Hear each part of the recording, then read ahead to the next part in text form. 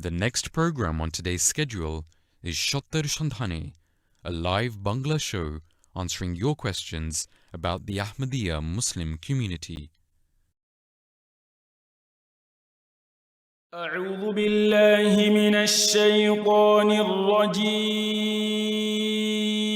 بسم الله الرحمن الرحيم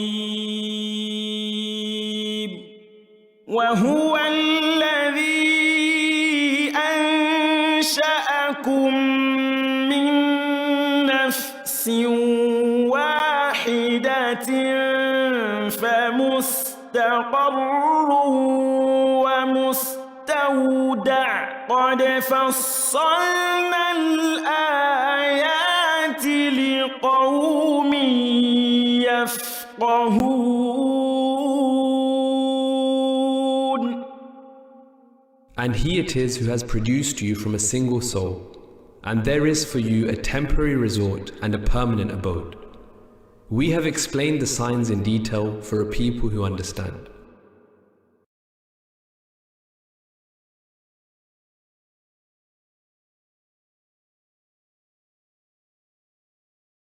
हज़रत खलीफतुल मसीह अल ख़ामिस अय्यदहुल्लाहु ताला बिनसरिहिल अज़ीज़ फरमाते हैं, ये अल्लाह ताला का एहसान है कि हज़रत खलीफतुल मसीह राबे रहमहुल्लाह की जारी करदा वाक़फ़ीन नौ की तहरीक के तहत बहुत से वाक़फ़ीन नौ बच्चे वक्फ़ के मैदान में आ रहे हैं।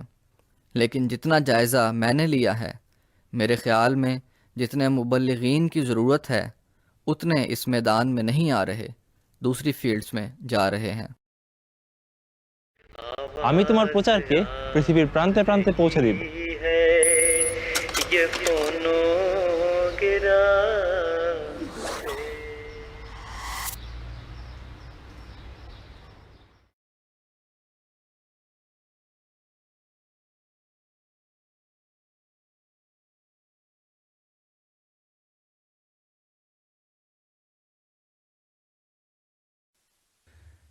أعوذ بالله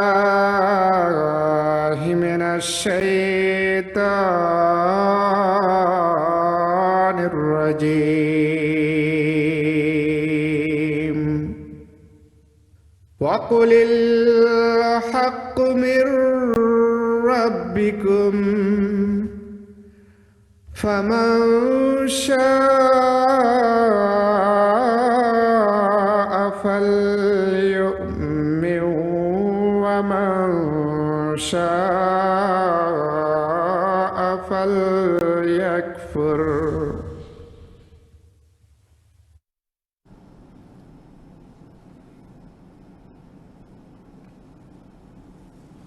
अशहदु अल्ला इलाहा इल्लल्लाहु वहदहु ला शरीका लहु व अशहदु अन्ना मुहम्मदन अब्दुहु व रसूलुहु अल्लाहुम्मा सल्लि अला मुहम्मद व अला आलि मुहम्मदिन कमा सल्लैता अला इब्राहीम व अला आलि इब्राहीम इन्नका हमीदुम मजीद अल्लाहुम्मा बारिक अला मुहम्मद व अला आलि मुहम्मदिन कमा बारकता अला इब्राहीम व अला आलि इब्राहीम इन्नका हमीदुम मजीद। প্রিয় দর্শক মণ্ডলী, আসসালামু আলাইকুম ওয়া রাহমাতুল্লাহি ওয়া বারাকাতুহু। যে যেখান থেকে আমাদের এই অনুষ্ঠান দেখছেন সবাইকে সত্যের সন্ধানে অনুষ্ঠানের পক্ষ থেকে আন্তরিক প্রীতি এবং শুভেচ্ছা জানাচ্ছি। আশা করি আপনারা সবাই ভালো আছেন এবং আমাদের সাথেই আছেন। আজ আমরা এই পর্বের দ্বিতীয় দিনের অনুষ্ঠান নিয়ে হাজির হয়েছি। এবারের অনুষ্ঠান সম্পূর্ণরূপে ঢাকা স্টুডিও থেকে সম্প্রচার করা হচ্ছে। আপনারা জানেন এবারের অনুষ্ঠানে আমরা বর্তমান যে প্রেক্ষাপট পরিস্থিতি বিরাজ করছে পৃথিবীতে এবং এর থেকে উত্তরণের উপায় এবং আহমদিয়া খেলাফতের কি ভূমিকা মুসলমানদের স্বার্থ রক্ষায় সে বিষয়ে আলোচনা করছি। ইনশাল্লাহ আজও এই বিষয়ে আমরা আলোচনা করব। এছাড়াও যথারীতি জামাতের শিক্ষা, বিশ্বাস এবং বাজারে প্রচলিত আমাদের বিরুদ্ধে যে আপত্তিসমূহ রয়েছে সেগুলোর জবাব দেওয়ারও চেষ্টা থাকবে। আজ আমাদের সাথে আলোচনা করার জন্য স্টুডিওতে উপস্থিত আছেন শ্রদ্ধেয় মৌলানা আব্দুল আউয়াল খান চৌধুরী সাহেব এবং মৌলানা আবু সালেহ আহমদ মন্ডল সাহেব। আপনাদের দুজনকেই স্টুডিওতে স্বাগত জানাচ্ছি। দর্শক, আপনারাও আমাদের সাথে আলোচনায় অংশগ্রহণ করতে পারেন। আমাদের সাথে আলোচনায় অংশগ্রহণ করার জন্য বিভিন্ন মাধ্যম রয়েছে। আপনারা আমাদেরকে ফোন করতে পারেন, আমাদের সাথে ইমেইলেও যোগাযোগ করতে পারেন। আমাদের নাম্বারের যে ফোন নাম্বারগুলো আছে সেগুলো টেলিভিশনের পর্দায় প্রদর্শন করা হচ্ছে। সেখান থেকে নাম্বারগুলো টুকে নিন এবং আমাদের সাথে যোগাযোগ করুন। আমাদের সাথে আপনাদের প্রশ্নগুলো উপস্থাপন করুন। আপনাদের সাথে কথা বলতে পারলে আমাদের ভালো লাগবে। এছাড়া আমাদেরকে ইমেইলও করতে পারেন এবং আমাদেরকে ফেসবুক এবং টুইটারও আপনারা আমাদেরকে ফলো করতে পারেন। দর্শক, কিছুক্ষণ পূর্বেই আমাদের যুগ ইমাম, আমাদের পঞ্চম খলিফা হজরত মির্জা মাসরুর আহমদ খলিফাতুল মসিহ আল খামেস আয়াদাহুল্লাহ তাআলা বিনাসিল আজিজ ইংল্যান্ডের সময় দুপুর 1টায় জুমার খুতবা প্রদান করেছেন এবং এটা আমরা এমটিআর মাধ্যমে সারা বিশ্ববাসী দেখেছি। হুজুর তার এই খুতবায় মক্কা বিজয়ের যে অভিযান রয়েছে সে বিষয়ে সবিস্তারে বর্ণনা করেছেন। এই খুতবার মাধ্যমে কয়েকটি বিষয় মোটা দাগে আমাদের সামনে হুজুর উপস্থাপন করেছেন। প্রথমত, অবস্থা বা প্রেক্ষাপট যেরকমই থাকুক না কেন, বিপদের যতই আশঙ্কা থাকুক না কেন, আল্লাহ তাআলার অধিকার এবং ইবাদতের প্রতিষ্ঠা তথা নামাজের প্রতিষ্ঠা অত্যন্ত গুরুত্বপূর্ণ এবং রাসূল করিম সাল্লাল্লাহু আলাইহি ওয়াসাল্লাম তার জীবদ্দশায় নামাজকে এবং ইবাদতকে সর্বাধিক প্রাধান্য দিয়েছেন। এটি একটি বিষয়। এছাড়া হুজুর তার এই খুতবায় মহানবী সাল্লাল্লাহু আলাইহি ওয়াসাল্লাম যে রহমাতুল আলামিন ছিলেন, তিনি যে দয়ার সাগর ছিলেন, তিনি যে তার নিজ অনুসারী এবং বিরোধী এবং প্রাণীকুল সবার প্রতি তিনি যে সমানভাবে দয়াদ্র ছিলেন, সেটিও হুজুর তার খুতবায় উপস্থাপন করেছেন। এবং শেষের দিকে গিয়ে হুজুর হজরত বেলালের মাধ্যমে ইসলামী প্রতিশোধের এক চমৎকার উপায় আমাদের সামনে উপস্থাপন করেছেন। হুজুর শুরু করেছিলেন হজরত আবু সুফিয়ান, যিনি তৎকালীন সময়ে মক্কার নেতা ছিলেন, আবু সুফিয়ান বিন হার্ব। তিনি যখন দেখতে পান যে মক্কার বাইরে মুসলমান বাহিনী অগ্নি প্রজ্বলন করে মক্কায় ঢোকার অপেক্ষা করছে, তখন সে কিছুটা ভীত সন্ত্রস্ত হয়ে যায়। আর সে তার বাল্য বন্ধু হজরত আব্বাসের সাথে ঘোড়ায় চড়ে মহানবী সাল্লাল্লাহু আলাইহি ওয়াসাল্লামের সমীপে উপস্থিত হয়। আর যখন মহানবী সাল্লাল্লাহু আলাইহি ওয়াসাল্লামের সামনে সে উপস্থিত হয়, তখন মুসলমানরা নামাজের প্রস্তুতি নিচ্ছিল। তারা উজু করার জন্য, নিজেদেরকে পরিষ্কার পরিচ্ছন্ন করার জন্য তারা পানির ব্যবস্থা করছিল। আবার কেউ কেউ নামাজের কাতার ঠিক করছিল। এমত অবস্থায় আবু সুফিয়ান এসে হাজির। আর সে দেখে মনে করে যে এইটা মনে হয় কোনো নতুন একটি শাস্তি দেওয়ার উপায়, যার মাধ্যমে আমাকে শাস্তি দেওয়া হবে। কিন্তু যখন হজরত আব্বাসকে এই বিষয়ে জিজ্ঞেস করা হয়, হজরত আব্বাস জানায় এটাই মুসলমানদের সৌন্দর্য যে তারা নামাজের ব্যবস্থাপনা করছে। মুসলমানরা যখন মহানবী সাল্লাল্লাহু আলাইহি ওয়াসাল্লামের পিছনে রুকুতে যাচ্ছিলেন, তার অনুসরণে সিজদায় যাচ্ছিলেন, তখন আবু সুফিয়ান আরো বেশি অবাক হয়ে যায়। আর সে তার অবাক হওয়ার ভাষা এটা প্রকাশ করেছিল যে আমি কায়সার কিংবা রোমান সম্রাটের দরবারেও ঘুরেছি, আমি পারস্য সম্রাটের দরবারেও আমি ঘুরেছি, কিন্তু এ ধরনের চিত্র, এ ধরনের আনুগত্য, এ ধরনের অনুসরণ আমি কোথাও দেখতে পাইনি।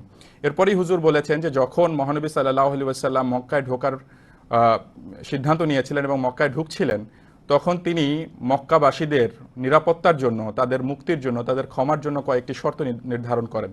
তিনি নির্ধারণ করেছিলেন যে যারা আবু সুফিয়ানের ঘরে বা তার আশ্রয় নিবে তাদেরকে ক্ষমা করে দেওয়া হবে, যারা অস্ত্র সমর্পণ করবে তাদেরকেও ক্ষমা করে দেওয়া হবে, যারা নিজ ঘরে দরজা বন্ধ করে থাকবে বা নিজের ঘরে আশ্রয় থাকবে তাদেরকেও ক্ষমা করে দেওয়া হবে।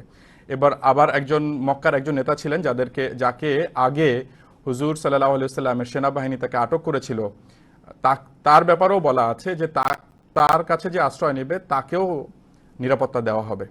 এবং একইভাবে যারা কাবায় আশ্রয় নেবে, কাবার যে সীমারেখা রয়েছে সেখানে আশ্রয় নেবে, তাদেরকেও ক্ষমা করা হবে। এক কথায় মহানবী সাল্লাল্লাহু আলাইহি ওয়াসাল্লাম ক্ষমা করার সকল উপায়, সকল মাধ্যম মক্কাবাসীদের সামনে রেখেছিলেন যে তোমরা মক্কার যারা বাসীরা আছো বা মক্কার যারা অধিবাসী আছো, তোমাদের জন্য আজকে ক্ষমার দিন। একবার যখন আবু সুফিয়ানের পাশ দিয়ে সেনাবাহিনী অতিক্রম করছিল, তখন সাদ বিন উবাদা, যিনি আনসারের নেতা ছিলেন, তিনি মক্কাবাসীর উদ্দেশ্যে বলছিলেন যে আজ যুদ্ধের দিন। সকলে ভীত সন্ত্রস্ত হয়ে আবু সুফিয়ান আসলো মহানবী সাল্লাল্লাহু আলাইহি ওয়াসাল্লামের কাছে যে সাদ বিন উবাদা কি বলে হুজুর, আজ তো আপনার ক্ষমা করার কথা, বা আপনি তো যে আত্মীয়তার অধিকার রয়েছে সব থেকে বেশি আত্মীয়তার অধিকার আদায় করেন। মহানবী সাল্লাল্লাহু আলাইহি ওয়াসাল্লাম বলেছিলেন তার যে স্বভাবসুলভ যে রীতি, সেই অনুযায়ী যে আজ ক্ষমার দিন, আজ দয়ার দিন, আজ কল্যাণের দিন, আজ কোনো যুদ্ধ নয়। একইভাবে মহানবী সাল্লাল্লাহু আলাইহি ওয়াসাল্লাম শেষ দিকে এই খুতবার হুজুর বর্ণনা করেছেন যে হজরত বেলাল রাদিয়াল্লাহু তাআলা আনহুকে, যিনি সবথেকে বেশি মক্কায় অত্যাচারিত হয়েছিলেন এবং তার যে মনিব ছিল তাকে এটাও বর্ণনায় পাওয়া যায় যে তাকে উলঙ্গ করে বালির মধ্যে টানা হতো, তাকে যে পেরেক সহ যে জুতা আছে সেটা পরিয়ে হাঁটানো হতো, আর সে প্রত্যেকবার তাকে বলা হতো তুমি অস্বীকার করো যে আল্লাহ এক নয় বা আল্লাহ হযরত মহানবী সাল্লাল্লাহু আলাইহি ওয়াসাল্লাম আল্লাহ রসুল নয়, কিন্তু তিনি প্রত্যেকবার এক কথাই তার যে স্বভাবসুলভ উচ্চারণ রীতি ছিল আসাদু আল্লাহ ইলাহা ইল্লাল্লাহ, তিনি বারবার ঘোষণা দিচ্ছিলেন এই যে তার যে অত্যাচার তা সত্য।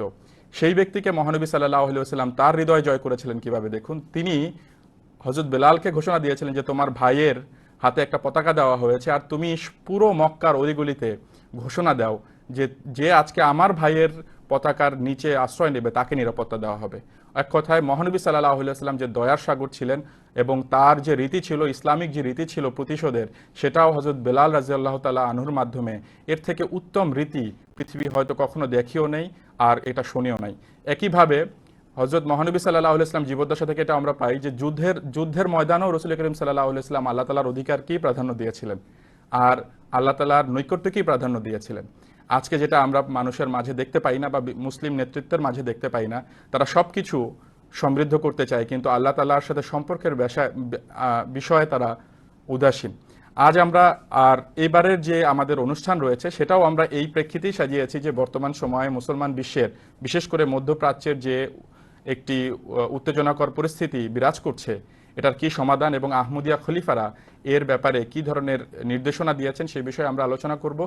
এখন আমরা সরাসরি আলোচনায় চলে যেতে চাই, কিন্তু আলোচনায় যাবার আগে আমরা হুজুর আয়াদাহুল্লাহ তাআলা বিনাসিল আজিজ গত 13ই জুন 2025 সালে তার জুমার খুতবায় বর্তমানে যে মধ্যপ্রাচ্যের যে উত্তপ্ত পরিস্থিতি বিরাজ করছে সেটার বিষয়ে সতর্কবাণী উচ্চারণ করেছিলেন এবং এর সমাধানের পথ আমাদেরকে বলে দিয়েছিলেন। এখন আমরা হুজুরের এই খুতবার একটা অংশবিশেষ দেখে নিব যেখানে হুজুর আমাদেরকে সমাধানের পথও বাতলে দিয়েছেন। আসুন আমরা এই ভিডিও ক্লিপটি দেখে নিই।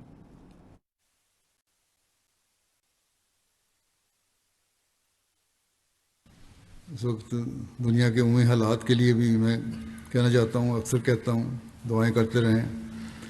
जंग के फैलने के इम्कानात बढ़ते चले जा रहे हैं।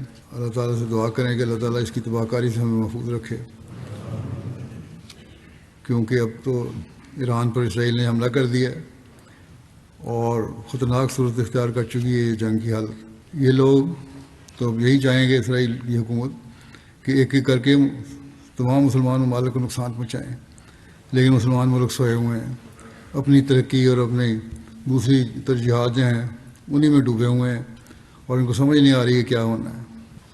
मुसलमानों के ना तो अमल रहे हैं, ना इनकी दुआ की तरफ तवज्जो है, और फिर ऐसी हालत में फिर जो नुकसान पहुँचेगा उसका ये तसव्वुर भी नहीं कर सकते। अल्लाह ताला इनको अक्ल दे और ये इस तरफ तवज्जो करें और अपनी इकाई कायम करने की कोशिश करें। ये नहीं कि फ़लाँ फ़िरका है फ़लाँ फ़िरका है तो हम इसकी लिए मदद नहीं कर रहे। सब मुल्क ख़तरे में है, क्योंकि अल-कुफ़्र मिल्लतुन वाहिदा हो चुका है। कुफ़ार जो हैं वो सब एक मिल्लत वाहिदा बन गए हैं और मुसलमानों को भी उम्मत वाहिदा बनना पड़ेगा अब, तभी इनकी बचत है, इसके बगैर कोई चारा नहीं। अल्लाह ताला हर मासूम को, हर मज़लूम को बड़े नुकसान से बचाए और हमें दुआओं की तरफ बहुत ज़्यादा तवज्जो देनी चाहिए। अल्लाह ताला हमें इसकी तौफीक भी अता फरमाए।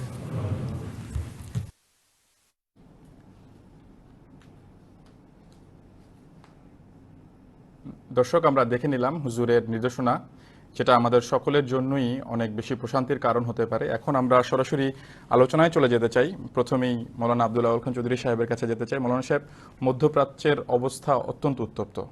ইসরায়েল এবং ইরানের যে যুদ্ধ, এটা এখন একটা বৈশ্বিক যুদ্ধে রূপ নিয়েছে। তো এই বিষয়টাকে আহমদিয়া মুসলিম জামাত কিভাবে মূল্যায়ন করে? ধন্যবাদ আপনার এই গুরুত্বপূর্ণ প্রশ্নের জন্য। সুবহানাল্লাহ ওয়া বিহামদিহি সুবহানাল্লাহিল আযীম। আল্লাহুম্মা সাল্লি আলা মুহাম্মাদিন ওয়া আলি মুহাম্মাদ। আল্লাহুম্মা জাআলনা মিন আলি মুহাম্মাদ। দর্শক মণ্ডলী, সূরা বনী ইসরাইল আয়াত নম্বর 5 থেকে আরম্ভ করে যদি আমরা আয়াত নম্বর 9 পর্যন্ত পড়ি, আয়াত নম্বর 9 পর্যন্ত পড়ি, তাহলে একটা স্পষ্ট বিষয় আমাদের সামনে উদ্ভাসিত হয়। আল্লাহ তাআলা বলছেন আউযু বিল্লাহি মিনাশ শাইতানির রাজীম বিসমিল্লাহির রহমানির রহিম ওয়া কাযায়না ইলা বানি ইসরাঈলা ফিল কিতাবি লা তুফসিদুন্না ফিল আরজি মাররাতাইনি ওয়া লা তা'লুন্না উলুওয়ান কাবীরা।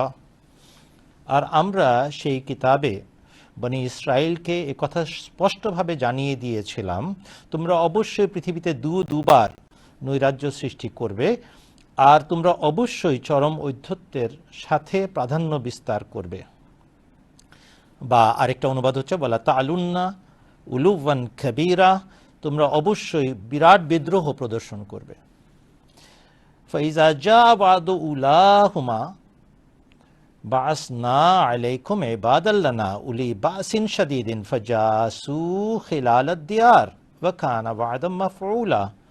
অতএব সে দুটির মাঝে প্রথম প্রতিশ্রুতি পূর্ণ হবার সময় যখন এলো, তখন আমরা তোমাদের বিরুদ্ধে আমাদের কিছু দুর্ধর্ষ যোদ্ধা বান্দাকে দাঁড় করিয়ে দিলাম, যারা ধ্বংসযজ্ঞ চালিয়ে তোমাদের গৃহের অভ্যন্তরে ঢুকে পড়ল, আর এ প্রতিশ্রুতি পূর্ণ হওয়া ছিল অবধারিত। দর্শক মণ্ডলী, এখানে আল্লাহ তাআলা কেবল প্রতিশ্রুতির বর্ণনা দেন নাই, বরং ঘটনা কিভাবে ঘটেছে এবং প্রথম অঙ্গীকার কিভাবে পূর্ণ হলো সেটারও বর্ণনা করছেন। আমি সংক্ষিপ্ত করব, এই জন্য ব্যাখ্যাতে যাচ্ছি না, জাস্ট অনুবাদটা আপনাদের সামনে উপস্থাপন করছি। সুম্মা রাদাদনা লাকুমুল কাররাতা আলাইহিম ওয়া আমদাদনাকুম বিআমওয়ালিম ওয়া বানিনা ওয়া জাআলনাকুম আকসারা নাফীরা। এরপর আমরা আবারও তাদের উপর তোমাদেরকে বিজয় দান করলাম, অর্থাৎ হে বনি ইসরাইল, তোমাদের শত্রুদের উপর তোমাদেরকে বিজয় দান করলাম এবং ধন সম্পদ ও সন্তান সন্ততির মাধ্যমে তোমাদেরকে সাহায্য করলাম, আর আমরা তোমাদেরকে জনসংখ্যাতেও পূর্বের চেয়ে বৃদ্ধি করে দিলাম।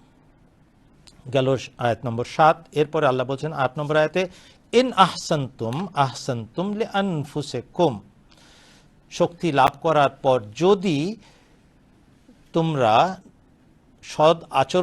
সদাচরণ করো, তাহলে এটা তোমাদের নিজেদের কল্যাণের জন্যই তোমরা সদাচরণ করবে। আর যদি ওয়াইন আসাতুম ফালাহা, আর যদি তোমরা অসৎ আচরণ করো, তাহলে তাও তোমাদের বিরুদ্ধেই বর্তাবে। এরপরে শব্দটা খুব ইম্পর্ট্যান্ট, ফাইজা জা ওয়াদুল আখিরাতে লিয়াসুউ ওয়ুজুহাকুম ওয়ালিয়াদখুলুল মাসজিদা কামা দাখালুহু আউয়ালা মাররাতিন ওয়ালিয়ুতাব্বিরু মা আলাউ তাতবীরা। বলছেন অতএব শেষ যুগের প্রতিশ্রুত সময় যখন আসবে, তারা তোমাদের লাঞ্ছিত করে ছাড়বে, আর সেভাবেই মসজিদে ঢুকে পড়বে যেভাবে তারা প্রথমবার ঢুকে পড়েছিল, আর তারা যাই জয় করবে তা সম্পূর্ণভাবে ছারখার করে দিবে। এরপরের আয়াত, এটা খুব উল্লেখযোগ্য আয়াত, কেননা এখানে ইহুদিদেরকে আল্লাহ তাআলা একটা সুযোগ দিতে চাচ্ছেন। আসা রাব্বুকুম আইয়ারহামাকুম, তোমাদের প্রতিপালক প্রভু তোমাদের প্রতি হয়তো দয়া করবেন। ওয়া ইন উদতুম উদনা, কিন্তু তোমরা যদি অসদাচরণের পুনরাবৃত্তি করো, তাহলে আমরাও আমাদের শাস্তির পুনরাবৃত্তি ঘটাবো। ওয়া জাআলনা জাহান্নামা লিল কাফিরিনা হাসিরা, আর জাহান্নামকে আমরা কাফেরদের জন্য পরিবেষ্টনকারী করে বানিয়েছি, জাহান্নাম তাদের জন্য যথেষ্ট ঘিরে রাখার জন্য। এটা গেল সূরা বনি ইসরাইলের প্রথম অংশ। এখানে স্পষ্টভাবে দর্শক মণ্ডলী ইহুদি জাতিকে, বনি ইসরায়েলি জাতিকে সম্বোধন করে আল্লাহ তাআলা কিছু সাবধান বাণী উচ্চারণ করেছেন।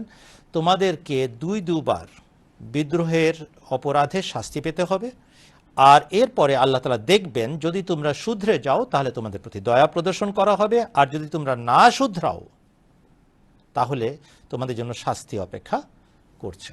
আসেন, এই সূরা বনি ইসরাইলেরই একটা মহা ভবিষ্যৎবাণী আছে। একেবারে শেষের দিকে আমরা যাই, সূরা বনি ইসরাইলের 105 নম্বর আয়াতে যদি আমরা যাই, তাহলে আমরা কি দেখতে পাই? সূরা বনি ইসরাইলের 105 নম্বর আয়াতে একটা বিরাট ভবিষ্যৎবাণী আছে, যেটা এই যুগে পূর্ণ হয়েছে। আল্লাহ তাআলা বলছেন, আউযু বিল্লাহি মিনাশ শাইতানির রাজীম, ওয়া কুলনা মিন বা'দিহি লিবানি ইসরাঈল আসকুনুল আরদা ফাইজা জাআ ওয়া'দুল আখিরাতি জি'না বিকুম লাফীফা। আর আমরা তারপর বনি ইসরাইলকে বললাম, তোমরা এই প্রতিশ্রুত দেশে বসবাস করতে থাকো।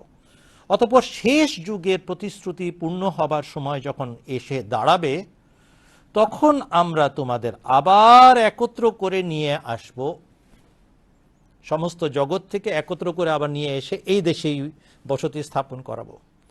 মহা তাকদীর, মহাপরিকল্পনা কার্যকর। এবং 1947 সালে আমরা দেখেছি কিভাবে অন্যায়ভাবে অন্যের একটা দেশে বাইরে থেকে এসে উড়ে এসে জুড়ে বসেছে এই ইহুদি জাতি।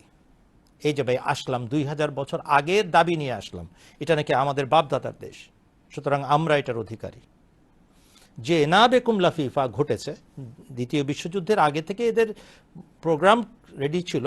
17 থেকে আরম্ভ হলো এদের এক্সোডাস, আস্তে আস্তে আসা আরম্ভ করলো।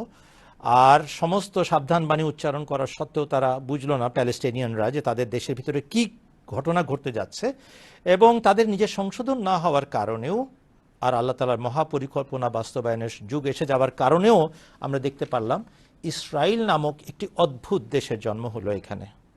এখন আসেন এর পরে আরেকটা সূরা আছে, আমরা সূরা বনী ইসরাইলে পড়লাম প্রথম দিকের কয়েকটি আয়াত আর শেষে 105 নম্বর আয়াত।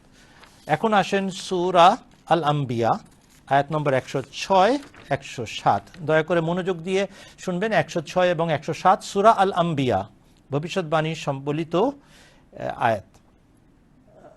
106 নম্বর আয়াত পড়ছি। আউযু বিল্লাহি মিনাশ শাইতানির রাজিম। ওয়ালাকাদ কাতাবনা ফিজ জাবুরে মিন বাদিজ যিকরি আন্নাল আরযা ইয়ারিসুহা ইবাদিয়াস সালিহুন ইন্না ফি হাযা লাবালাগান লিকওমিন আবিদিন। আল্লাহ তাআলা বলছেন, আর নিশ্চয়ই আমরা জবুরে ইতপূর্বে উপদেশ বাণী প্রদানের পর লিখে দিয়েছি, নিশ্চয়ই আমার পুণ্যবান বান্দারাই প্রতিশ্রুত ভূমির উত্তরাধিকারী হবে। আল আরজা বলতে আরজে মুকাদ্দাস ইয়েরুশালেম। এটা কারা লাভ করবে? এটার উত্তরাধিকারিত্ব কাদের জন্য নির্ধারিত? যারা আল্লাহর দৃষ্টিতে ইবাদিয়াস সালিহুন।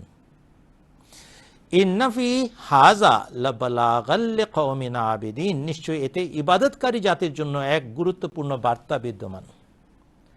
অতএব সূরা আম্বিয়ার 106 107 নম্বর আয়াতও আমাদেরকে একটি বাণী দিচ্ছে। আহমদিয়া জামাতের এই বিষয়ে অবস্থান হচ্ছে, গায়ের জোরে এটা সমাধান সম্ভব নয়। সমাধান হবে আল্লাহর দৃষ্টিতে পুণ্যবান হওয়ার মাধ্যমে। আল্লাহর দৃষ্টিতে যতক্ষণ মুসলমানরা পুণ্যবান ছিল, সৎকর্মশীল ছিল, ইমানদার ছিল, ততক্ষণ পর্যন্ত এই পুণ্যভূমি তাদেরকে আল্লাহ তাআলা দিয়ে রেখেছিলেন। 1400 বছরের ইতিহাস দেখেন, গত 70 বছরের ইতিহাস আমি বাদ দিচ্ছি, তার আগ পর্যন্ত দেখেন, ওই ক্রুসেডের সামান্য কয়েকটা দশক ছাড়া এই গোটা উম্মতে মুহাম্মাদিয়ার পুরো ইতিহাসে জেরুজালেম, এই পবিত্র ভূমি হযরত উমরের যুগ থেকে একাধারে মুসলমানদের করায়ত্ত ছিল। কেন? আন্নাল আরজা ইয়ারিসুহা ইবাদিয়াস সালিহুন। তাহলে কি কথা সাব্যস্ত হলো? মুসলমানদের জন্য একটা চিন্তার খোরাক, আর ইহুদিদের বিষয়ে সাবধান বাণী। হে ইহুদিরা, তোমাদেরকে আল্লাহ তাআলা সুযোগ দিয়েছেন, যদি তোমরা সৎকর্ম করে দেখাও তাহলে আল্লাহ তাআলা তোমাদেরকে স্থায়িত্ব দিবেন, দীর্ঘায়িত করবেন। আর যদি সেই একই দুষ্টুমি করো যা আগে করেছো, তাহলে উদ না, আমরাও আমাদের শাস্তির পুনরাবৃত্তি করব। আর হে মুসলমানরা, তোমরা ভালো করে চিন্তা করে দেখো, তোমাদের মধ্যে কোন বৈশিষ্ট্যটা ছিল যেটা হারানোর কারণে আজ এই পবিত্র ভূমি তোমাদের হাতছাড়া হয়ে গেছে।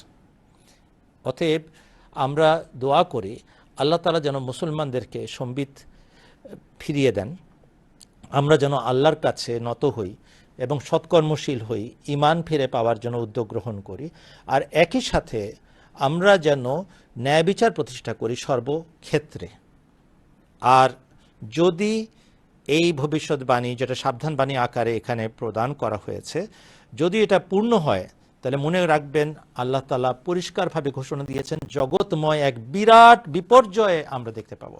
আল্লাহ তাআলা আমাদেরকে সেদিন যেন কখনো না দেখান। ধন্যবাদ মৌলানা সাহেব। অর্থাৎ যদি নৈতিক অবস্থার উন্নতি হয় তাহলে তারাই এই ভূমির মালিক হতে পারবে। ধন্যবাদ মৌলানা সাহেব। আমি দেখতে পাচ্ছি এই অবস্থায় যে আমাদের সাথে একজন বোন লাইনে আছেন, আমি তার সাথে কথা বলে নিতে চাই। আসসালামু আলাইকুম ওয়া রাহমাতুল্লাহ। ওয়ালাইকুম আসসালাম। জি, আপনার প্রশ্নটি করুন। আমার প্রশ্ন হচ্ছে, আহমদিয়া মতামত অনুযায়ী দাজ্জাল বলতে বোঝানো হয় খ্রিস্টান পাদ্রীদের, যারা ইসলামের বিরুদ্ধে প্রচার করে। কিন্তু আমরা সহিহ হাদিসে স্পষ্টভাবে দেখি যে রাসূল সাল্লাল্লাহু আলাইহি ওয়াসাল্লাম দাজ্জালের আগমনকে হাদিস নাম্বার 2937-এ রাসূল সাল্লাল্লাহু আলাইহি ওয়াসাল্লাম বলেছেন, যদি দাজ্জাল আমার সময়ে আসে তবে আমি নিজেই তার মোকাবেলা করব। অথচ আমরা জানি যে রাসূল সাল্লাল্লাহু আলাইহি ওয়াসাল্লামের যুগে খ্রিস্টান পাদ্রীরা বিদ্যমান ছিল, এমনকি নজরান অঞ্চল থেকে একটি খ্রিস্টান প্রতিনিধি দল রাসূল সাল্লাল্লাহু আলাইহি ওয়াসাল্লামের সাথে এসে মদিনায় একটি ধর্মীয় বিতর্কে অংশ নেয়। সূরা আল ইমরানে এর উল্লেখ আছে। এখন প্রশ্ন হচ্ছে, যদি খ্রিস্টান মিশনারিরাই দাজ্জাল হয়ে থাকে তাহলে তো রাসূলের সময় তারা অলরেডি উপস্থিত ছিল। তাহলে রাসূল সাল্লাল্লাহু আলাইহি ওয়াসাল্লাম কেন তাদেরকে ভবিষ্যৎ আগমন বাণী হিসেবে বলেছেন? এর মানে কি প্রমাণ হয় না যে তখনও দাজ্জাল আসেনি, দাজ্জাল একজন ভবিষ্যতে আসবে এরকম ব্যক্তি? আমার আরেকটি প্রশ্ন আছে, সেটা হচ্ছে যে একজন সাহাবী সম্পর্কিত। আবু হুরায়রা রাদিয়াল্লাহু আনহু সম্পর্কে আমরা জানি উনি একজন মহান সাহাবী। উনি 5000-এরও বেশি হাদিস বর্ণনা করেছেন এবং রাসূল সাল্লাল্লাহু আলাইহি ওয়াসাল্লাম তার জন্য বিশেষ দোয়া করেছেন এবং হযরত উমরের সময় তিনি গভর্নর হিসেবে নিযুক্ত ছিলেন। মির্জা গোলাম আহমেদ সাহেব তার রুহানি খাজাইন এর 19 খণ্ডের 127 নম্বর পৃষ্ঠায় লিখেছেন যে কিছু কিছু সাহাবী মনে করতেন জীবন আপনি যে প্রশ্নগুলো লিখিয়েছেন সেগুলো তো বলছেন না। আপনি তো বলছিলেন যে আপনি ঈসা আলাইহিস সালাম সম্পর্কে প্রশ্ন করতে চাচ্ছেন। হ্যাঁ, এটাই আমার প্রশ্ন। ঈসা আলাইহিস সালাম জীবিত এবং তখন উনি লিখেছেন যে আবু হুরায়রা একজন কম বুদ্ধি সম্পন্ন লোক ছিলেন দেখেই উনি এটা বিশ্বাস করতেন। এখন একজন মহান সাহাবী সম্পর্কে এরকম বক্তব্য মির্জা গোলাম আহমেদ সাহেব কেন করলেন?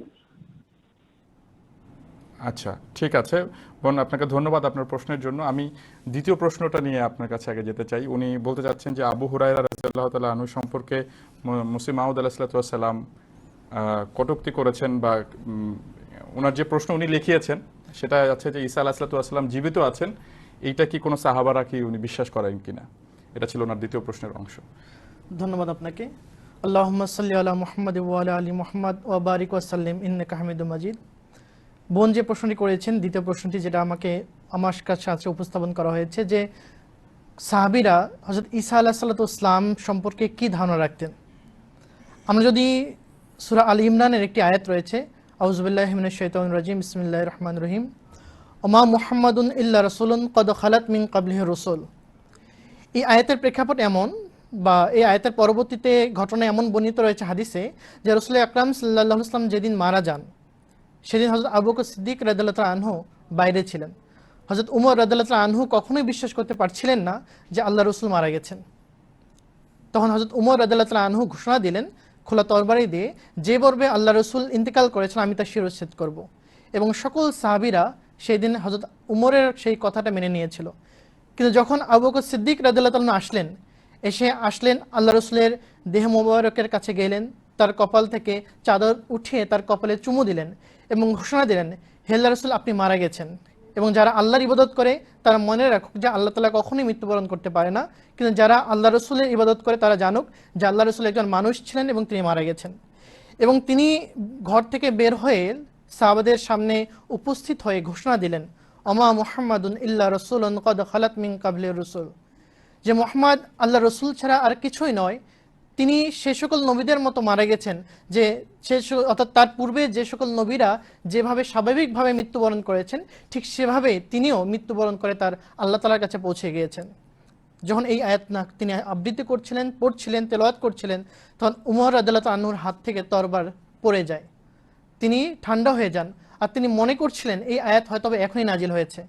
অর্থাৎ আল্লাহ রসুলের ভালোবাসায় তিনি এতটা বিভোর ছিলেন যে তিনি মানতেই পারছিলেন না যে আল্লাহ রসুল মারা গেছেন। কিন্তু যখন হযরত আবু বকর সিদ্দিক রাদিয়াল্লাহু তাআলা আনহু তাকে এই আয়াতটি স্মরণ করে দিয়েছেন এবং সমস্ত সাহাবীদেরকে স্মরণ করে দিয়েছেন, তখন সবাই একস্বরে একভূত হয়ে সবাই সমস্বরে এটাকে মেনে নিয়েছেন, হ্যাঁ আল্লাহ রসুল আজকে মারা গিয়েছেন যেভাবে তার অতীতের নবীগণরা মারা গিয়েছেন।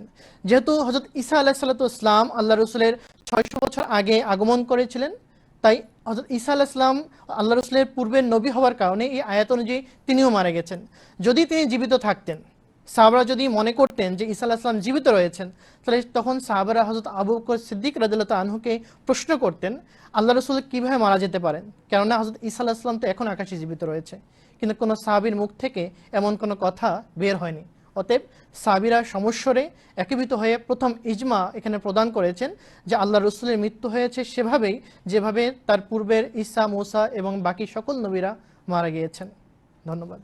জি, ধন্যবাদ মৌলানা সাহেব। মৌলানা সাহেব, আমি এখন আরেকটা প্রশ্ন আছে ওনার যে প্রশ্নটা উনি করেছিলেন দাজ্জাল বিষয়ক, অর্থাৎ মহানবী সাল্লাল্লাহু আলাইহি ওয়াসাল্লামের জীবনেও দাজ্জাল যদি ঈসাইরা এবং ইহুদিরাই দাজ্জাল হয়ে থাকে তাহলে তো তখনও ছিল মহানবী সাল্লাল্লাহু আলাইহি ওয়াসাল্লামের জীবনে, তখনও তো মহানবী ইসলাম বলে যেতে পারতেন যে এরাই সেই দাজ্জাল।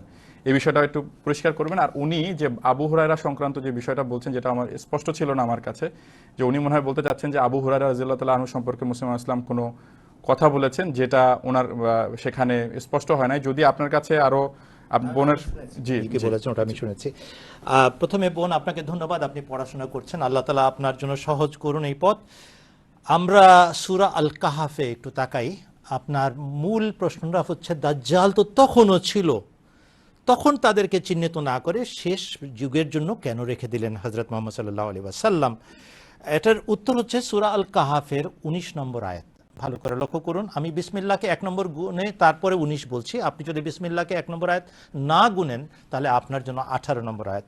তাহসাবুহুম কাযাম ওয়া হুম রুকুদ ওয়া নুকাল্লিবুহুম যাতাল ইয়ামিনে ওয়া যাতাশ শিমাল ওয়া কালবুহুম বাসিতুন যিরাআইহি বিল ওয়াসিদ লাউ ইত্তালা'তা আলাইহিম লাওয়াল্লাইতা মিনহুম ফিরারাম ওয়া লামুলিতা মিনহুম রু'বা। আর তারা জেগে আছে বলে তুমি মনে করছো, অথচ তারা ঘুমিয়ে আছে। আর আমরা তাদেরকে ডান দিকেও ফেরাবো আর বাম দিকেও ফেরাবো, আর তাদের দোরগোড়ায় তাদের কুকুর সামনের পা দুটি ছড়িয়ে বসে আছে। তুমি যদি তাদের অবস্থা সম্বন্ধে অবহিত হও তাহলে নিশ্চয়ই তুমি পিঠ দেখিয়ে তাদের কাছ থেকে পালাবে এবং তাদের ভয়ে আতঙ্কিত হয়ে পড়বে। এই আয়াতটা ওই খ্রিস্টান একত্ববাদী জাতি যারা অত্যাচারিত নিপীড়িত অবস্থায় বিভিন্ন সময়ে গুহার ভিতরে আশ্রয় নিয়ে জীবন কাটিয়েছে দীর্ঘ সময়, আর অত্যাচার অনাচার সহ্য করেছে, তবুও একত্ববাদ ছাড়েনি, তাদের কথা উল্লেখ করছেন আল্লাহ তাআলা। সূরা আল কাহাফের বিষয়বস্তু এটাই। আর সেখানে আল্লাহ তাআলা বলছেন তাহসাবুহুম কাযাম ওয়া হুম রুকুদ, তুমি তাদেরকে জাগ্রত মনে করছো এই যুগে, এখন তারা ঘুমন্ত আছে।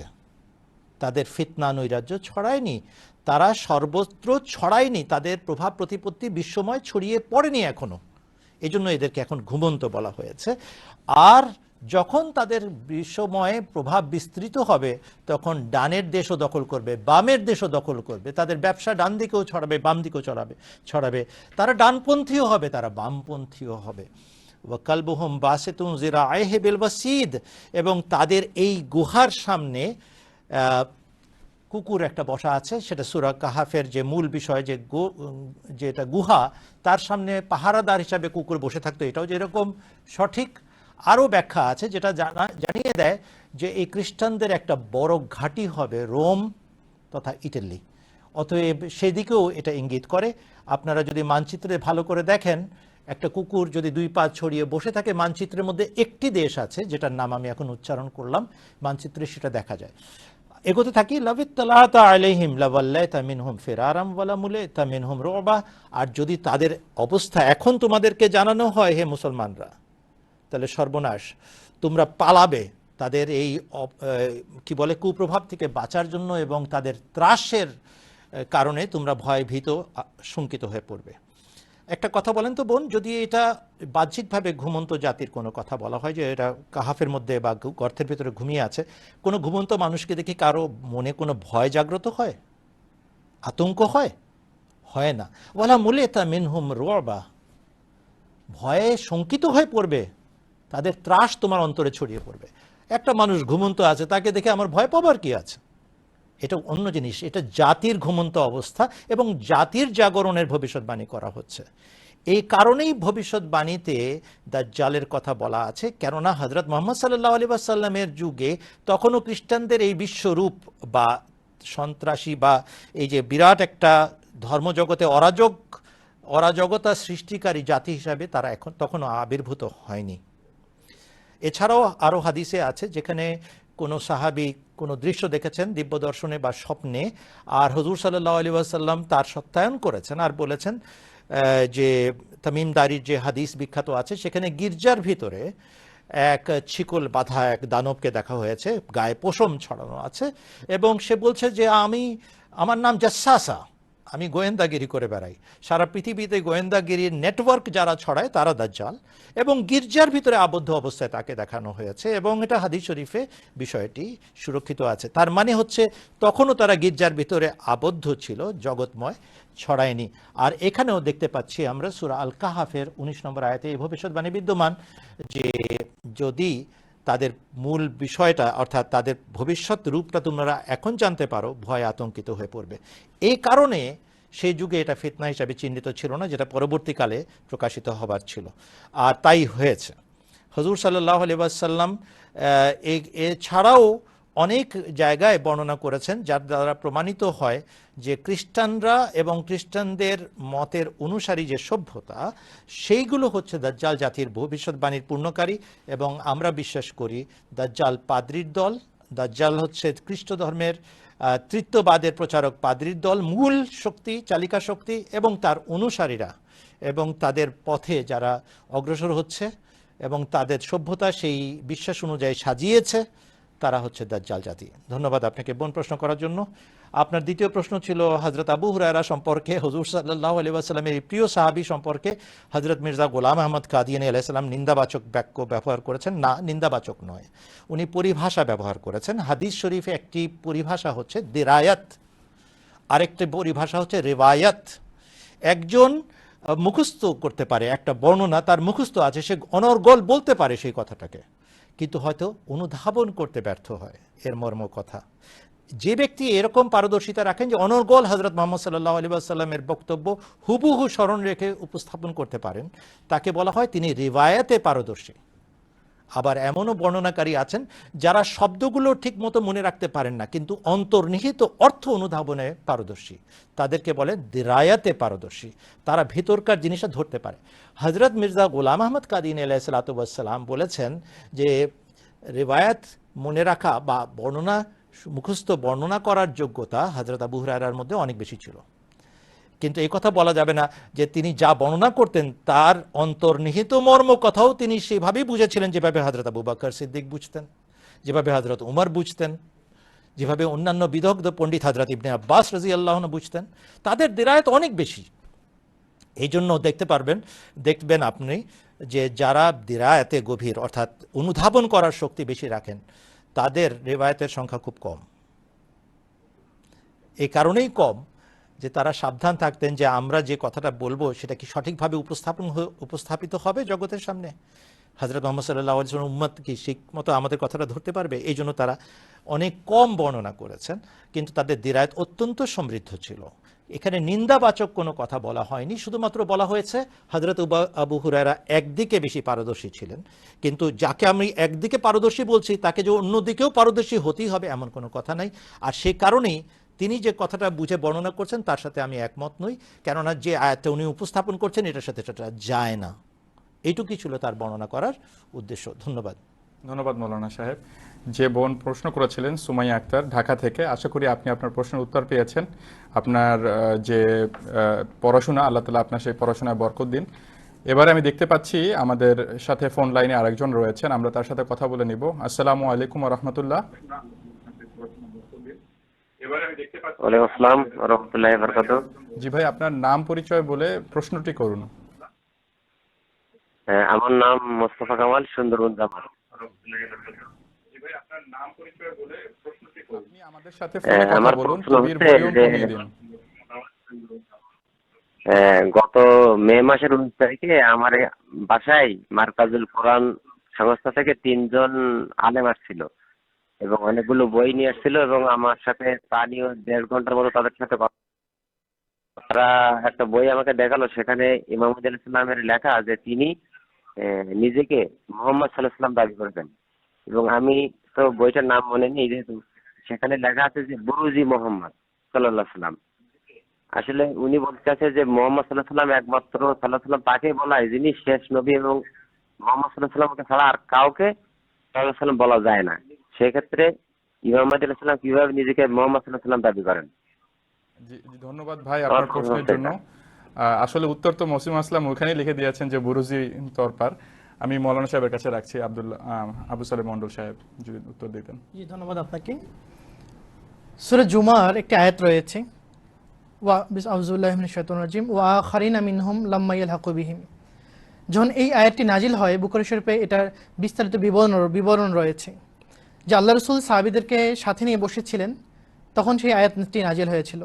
তখন আবু হুরায়রা রাদিয়াল্লাহু আনহু বারবার জিজ্ঞেস করছিলেন, হে আল্লাহর রাসূল, আপনি আবার আসবেন বা আপনি কাদের মাঝে আসবেন? তারা কারা যাদের মাঝে আপনি আবার আবির্ভূত হবেন? একবার, দুইবার, তিনবার বলার পর আল্লাহ রাসূল উত্তর দিলেন সালমান ফার্সির কাঁধে হাত রেখে, লাউ কানাল ঈমানু ইনদা সুরিয়া লানা লাহু রিজালুন আও রাজুলুন মিন হাউলাই। যে এর অর্থাৎ সালমান ফার্সির বংশ হতে এক বা একাধিক ব্যক্তি আসবেন যারা সেই ঈমানকে, অর্থাৎ শেষ যুগে যখন ঈমান সুরিয়া নক্ষত্রে পৌঁছে যাবে, যখন মানুষ নামে মাত্র মুসলমান থাকবে, তখন সেই ঈমানকে পুনরায় প্রতিষ্ঠা করার জন্য এই সালমান ফার্সির বংশ থেকে এক বা একাধিক ব্যক্তি আগমন করবেন, আর তাকেই আল্লাহ রসুলের রঙে রঙিন করে মোহাম্মদ নাম রাখা হয়েছে। হযরত মির্জা গোলাম আহমদ কাদিনী আলাইহিস সালাম তিনি এসে আগমন করে তিনি আল্লাহ তাআলার কাছ থেকে জেনে তিনি এই কথা উল্লেখ করছেন যে আমি আল্লাহ রসুলের রঙে রঙিন হয়ে তার আনুগত্যে, তার দাসত্বের কারণে আল্লাহ তাআলা আমাকে নবী উপাধি দিয়েছেন এবং আমাকে মোহাম্মদ এবং আহমদ নামে অভিহিত করেছেন। অর্থাৎ হযরত মসিহ মাউদ আলাইহিসসালাম যেখানে তাকে নিজেকে মোহাম্মদ বা আহমদ বুরুজি আকারে উল্লেখ করেছেন, সেখানে শুধুমাত্র এটাই সূরা জুমার সেই আয়াতের পরিপ্রেক্ষিতে যে আল্লাহ তাআলা আমাকে আল্লাহর রাসূলের রঙে রঙিন হয়ে তার নাম আমাকে দিয়েছে। যেভাবে আমরা বলি, যখন আমরা রূপক আকারে কোনো নামকে আমরা ব্যবহার করি, সম্বোধন করি, যে কোনো ব্যক্তির গুণ দেখলে আমরা আরেকজনকে সেই গুণকে দান করে থাকি। যেমন কেউ যদি অনেক বেশি দানশীল হয়, তাকে আমরা হাতেম তাই বলে থাকি। বা যদি আমরা বলি আজকে মাছের বাজারে আগুন লেগেছে, তা আমরা বুঝি যে সেখানে চড়া দাম এখানে উঠেছে। তদ্রুপভাবে হযরত মসিহ মাউদ আলাইহিসসালামের মাঝে আল্লাহ রসুলের রঙে রঙিন হওয়ার পর, আল্লাহ রসুলের গুণে গুণান্বিত হওয়ার পরে, তার ভিতরে আল্লাহ রসুলের যে গুণগুলো ছিল, এর কারণে আল্লাহ তাআলা তাকে মোহাম্মদ এবং আহমদ নাম দিয়েছেন বুরুজি আকারে, রূপক আকারে। আর তিনি সেটাই লিখে গিয়েছেন যে আমি বুরুজি আকারে রূপক স্বরূপ মোহাম্মদ বা আহমদ হিসেবে তিনি নিজেকে উল্লেখ করেছেন। ধন্যবাদ মৌলানা সাহেব। যে আহমদি ভাই প্রশ্ন করেছিলেন সুন্দরবন থেকে, আশা করি আপনি আপনার উত্তর পেয়েছেন। এ পর্যায়ে আমরা দেখতে পাচ্ছি যে অনেকে আমাদের কাছে ফোন করছেন। আমরা আরেকজন ভাইয়ের সাথে কথা বলতে চাই। আসসালামু আলাইকুম ওয়া রাহমাতুল্লাহি ওয়া বারাকাতুহু। ওয়ালাইকুম আসসালাম। জি ভাই, আপনার নাম এবং ঠিকানা বলে প্রশ্নটি করুন। আমার নাম হচ্ছে আতাউল তৌসিফ, মিরপুর জামাত থেকে। জি জি, আপনি প্রশ্নটি করুন। একটা আহমদ ভাই থেকে কোশ্চেনটা করছি। ঈসা ইবনে মারিয়াম নাজিল হবেন, তিনি ক্রুশ ভেঙে দিবেন, শুকুর হত্যা করবেন এবং জিজিয়া বাতিল করবেন। এখন ওনার প্রশ্ন হচ্ছে যে মির্জা গোলাম আহমদ কাদিনী আপনি তিনটার একটাও করেননি। আচ্ছা, আপনি কি এটা সিদ্ধান্ত দিয়ে দিলেন নাকি প্রশ্ন করছেন যে করেছেন কিনা? আচ্ছা ঠিক আছে, আপনার প্রশ্ন আমরা পেয়েছি। জি জি, ধন্যবাদ আপনাকে, আপনার প্রশ্ন পেয়েছি। মৌলানা সাহেব যদি উত্তর দিতেন। তিনটা কাজ করবেন। কি কি?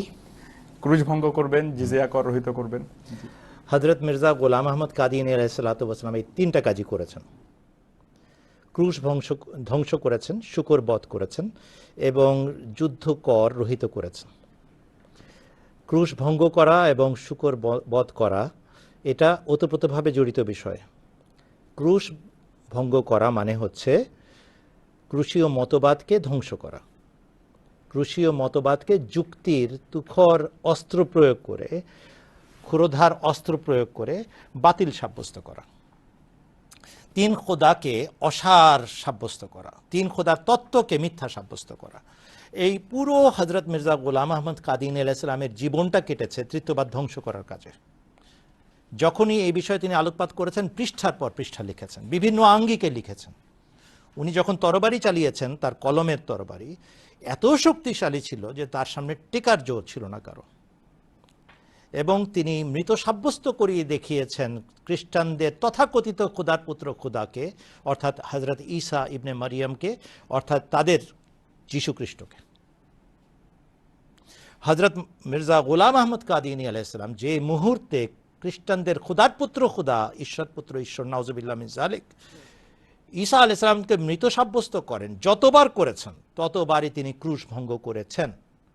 তার অনুসারীরা যতবার আমরা বা আমাদের জামাতের যেখানে 135 বছর ধরে আলোচনা অনুষ্ঠান হয়েছে সেখানে ঈসা আলাইহিসসালাতু ওয়াসসালামকে, যীশু খ্রিস্টকে, তাদের তথাকথিত খোদাকে মৃত সাব্যস্ত করা হয়েছে। আর এইভাবেই কথা ছিল তৃতীয়বার ধ্বংস হবার, আর এটাই ভবিষ্যৎবাণীতে বর্ণনা করা হয়েছে, ক্রুশ ধ্বংস করবেন, শূকর বধ করবেন। শূকর কাকে বলে? যে অন্যের জমি নষ্ট করে। শূকর কাকে বলে? যে ময়লা অপবিত্র। হযরত মির্জা গোলাম আহমদ কাদিয়ানী আলাইহিসসালাতু ওয়াসসালাম অনধিকার চর্চাকারী সেই খ্রিস্টান পাদ্রীদেরকে অসার সাব্যস্ত করেছেন, তাদেরকে যুক্তির নিরিখে একেবারে পরাস্ত এবং পরাভূত করে দেখিয়েছেন। কোনোভাবেই তারা টিকতে পারে না। যারা এসেছিল হযরত মুহাম্মদ সাল্লাল্লাহু আলাইহি ওয়াসাল্লামের ক্ষেত নষ্ট করার জন্য, তার ফসল কাটার জন্য, নষ্ট করে দেওয়ার, শূকর জঙ্গলি যেগুলো হয় না, উপড়ে ফেলে, সব চাষ দেওয়া জমি উপড়ে ফেলে। হযরত মির্জা গোলাম আহমদ কাদিয়ানী আলাইহিস সালাম তাদেরকে ক্ষুরধার যুক্তি দিয়ে হত্যা করেছেন, অর্থাৎ তাদেরকে নির্বাক করে দিয়েছেন। আর কোনো পাদ্রী তার সামনে টিকতে পারত না। এই কথা কেবল আমরা বলছি না, এটা বারবার স্বীকার করেছেন আহমদিয়া জামাতের ঘোর বিরোধী আলেমরাও। হযরত মির্জা গোলাম আহমদ কাদিয়ানী আলাইহিসসালাতু ওয়াসসালামের এই প্রশংসা ইউটিউবে এখনও বিদ্যমান এবং বর্তমান। দয়া করে কষ্ট করে একটু বের করেন, না পেলে আমাদের সহযোগিতা নেন, আমরা আপনার দেখিয়ে দেবো যে কোথায় কোথায় স্বীকারোক্তি বিদ্যমান। গেল ক্রুশীয় মতবাদ ধ্বংস করা এবং শূকর ধ্বংস করা। এরপরে রইল কি? জিজিয়া কর, অর্থাৎ রণ কর বা যুদ্ধ কর রহিত করবেন। হযরত মির্জা গোলাম আহমদ কাদিয়ানী আলাইহিসসালাতু ওয়াসসালাম এসে এটা সাব্যস্ত করলেন যে ইসলাম কখনো গায়ের জোরে পৃথিবীতে বিস্তার লাভ করেনি, ছড়ায়নি। অমায়িক সৌন্দর্য এবং অদ্ভুত আকর্ষণে মানুষকে বশ মানিয়েছে। এবং বারবার হুজুর সাল্লাল্লাহু আলাইহি ওয়াসাল্লামের জীবনী তিনি উপস্থাপন করেছেন, কোরআন শরীফের আয়াতের আলোকে তিনি বুঝিয়েছেন, হাদিস শরীফের ঘটনাবলী উল্লেখ করেছেন, সুন্নতে রাসূল উপস্থাপন করে দেখিয়েছেন। ইসলাম কখনো গায়ের জোরে বা তরবারির মাধ্যমে বা কোনো অস্ত্রের কারণে ছড়ায়নি।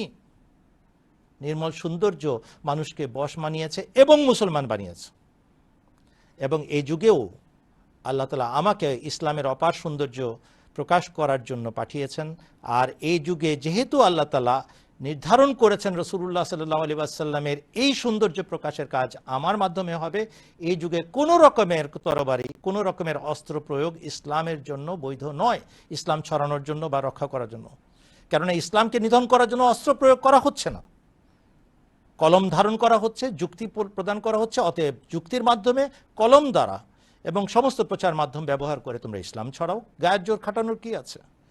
এইভাবে তিনি যুদ্ধ কর রহিত করেছেন, অর্থাৎ ধর্মযুদ্ধ এই যুগে প্রযোজ্য নয়, সশস্ত্র ধর্মযুদ্ধ, সেটাকে তিনি বন্ধ করেছেন। এই অর্থে তিনি যুদ্ধকর রহিত করেছেন। ছিল এই তিনটে বিষয়, আমি উত্তর দিয়ে দিলাম। আল্লাহ তাআলা যদি আমাদেরকে তৌফিক দেন আবার আলোচনা করব। জি, ধন্যবাদ মাওলানা সাহেব। মিরপুর থেকে আতাউল তৌসিফ ভাই প্রশ্ন করেছিলেন, আশা করি আপনি আপনার উত্তর পেয়েছেন, আপনার বন্ধুকে দেখানোর ব্যবস্থা করবেন। অনেক প্রশ্ন আসছে আলহামদুলিল্লাহ আমাদের কাছে। আমরা সরাসরি আরেকটা ফোন কলে চলে যেতে চাই। আমরা দেখতে পাচ্ছি আরেকজন ভাই আমাদের সাথে লাইনে আছেন। আসসালামু আলাইকুম ওয়া রাহমাতুল্লাহি ওয়া বারাকাতুহু। ওয়ালাইকুম আসসালাম ওয়া রাহমাতুল্লাহি ওয়া বারাকাতুহু। জি, আপনার প্রশ্নটি করুন। আপনার নাম, ঠিকানা বলুন এবং আমার প্রশ্নটি হলো, জি আমি প্রশ্নটি করতেছি, আমি ডাক্তার মফিজুদ্দিন আহমদ পুরাহানি মিঠামণি কিশোরগঞ্জ থেকে। জি, প্রশ্ন আমার কাছে এক বোন প্রশ্ন করেছে, লাকি একটা, কাদিয়ানীরা কেন মোল্লাদের সাথে নামাজ পড়ে না? জি। আর দ্বিতীয় প্রশ্নটি হলো, হযরত ঈসা আলাইহিস সালাম জীবিত আছে না মৃত্যুবরণ করছে বা কখন আসবে? জি, ধন্যবাদ ভাই আপনার সুন্দর প্রশ্ন করার জন্য। আমি সরাসরি আবু সালেম মন্ডল সাহেবের কাছে চলে যাচ্ছি। ধন্যবাদ আপনাকে। যে ভাই প্রশ্ন করেছেন বা আপনার কাছে জানতে চেয়েছেন যে আমরা আহমদিরা কেন মোল্লাদের পিছনে বা আহমদি যারা তাদের পিছনে নামাজ পড়ে না, প্রথমত তাকে প্রশ্ন করুন, ওরাই আমাদের মসজিদ ভাঙছে, ওরাই আমাদেরকে নামাজে পড়তে বাধা দিচ্ছে, আর ওরাই চাচ্ছে যে আমরা যেন তাদের পিছনে নামাজ পড়ি। বিষয়টা কেমন হয়ে গেল না?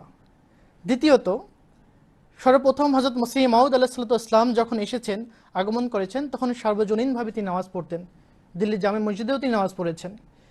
কিন্তু বিপত্তি বাজে তখন যখন হযরত মসিহ মাউদ আলাইহিসসালাতু ওয়াসসালামকে দাবি করার পর যখন তাকে কাফের ফতোয়া দেওয়া হয়, যখন অনেক আলেমরা মিলে সম্মিলিতভাবে যখন তাকে কাফের ফতোয়া দেয়, তখন হযরত মসিহ মাউদ আলাইহিসসালাম রাসূল আকরাম সাল্লাল্লাহু আলাইহি ওয়াসাল্লামের সেই হাদিস অনুযায়ী আমল করা শুরু করলেন।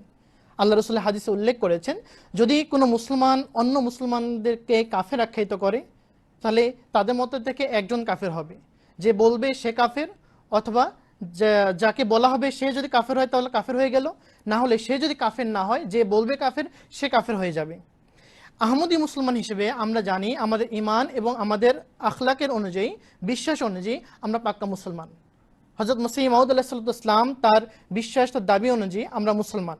তাই আমাদেরকে যারা অমুসলমান হিসেবে আখ্যায়িত করে তাদের সাথে পিছনে আমরা নামাজ পড়তে যাই না। হ্যাঁ, তবে আমরা বাংলাদেশে যতগুলো মসজিদ রয়েছে, পৃথিবীতে যত মসজিদ রয়েছে, কোথাও নামাজ পড়তে আমাদের বাধা নেই। আমরা অনেক জায়গাতে নামাজ পড়েছি এবং নামাজ পড়েও থাকি, কিন্তু শর্ত হচ্ছে ওদের ইমামের পিছনে আমরা নামাজ পড়ি না। কেননা তারা আমাদের মনিব, আমাদের নেতা হযরত মির্জা গোলাম আহমদ কাদিনী আলাইহিস সালামকে রাসূল আকরাম সাল্লাল্লাহু আলাইহি ওয়াসাল্লামের হাদিসের বিপরীতে গিয়ে তাকে কাফের আখ্যায়িত করেছে এবং তাকে গালিগালাজ করা শুরু করেছে। তাই আমরা তাদের পিছনে নামাজ পড়ি না।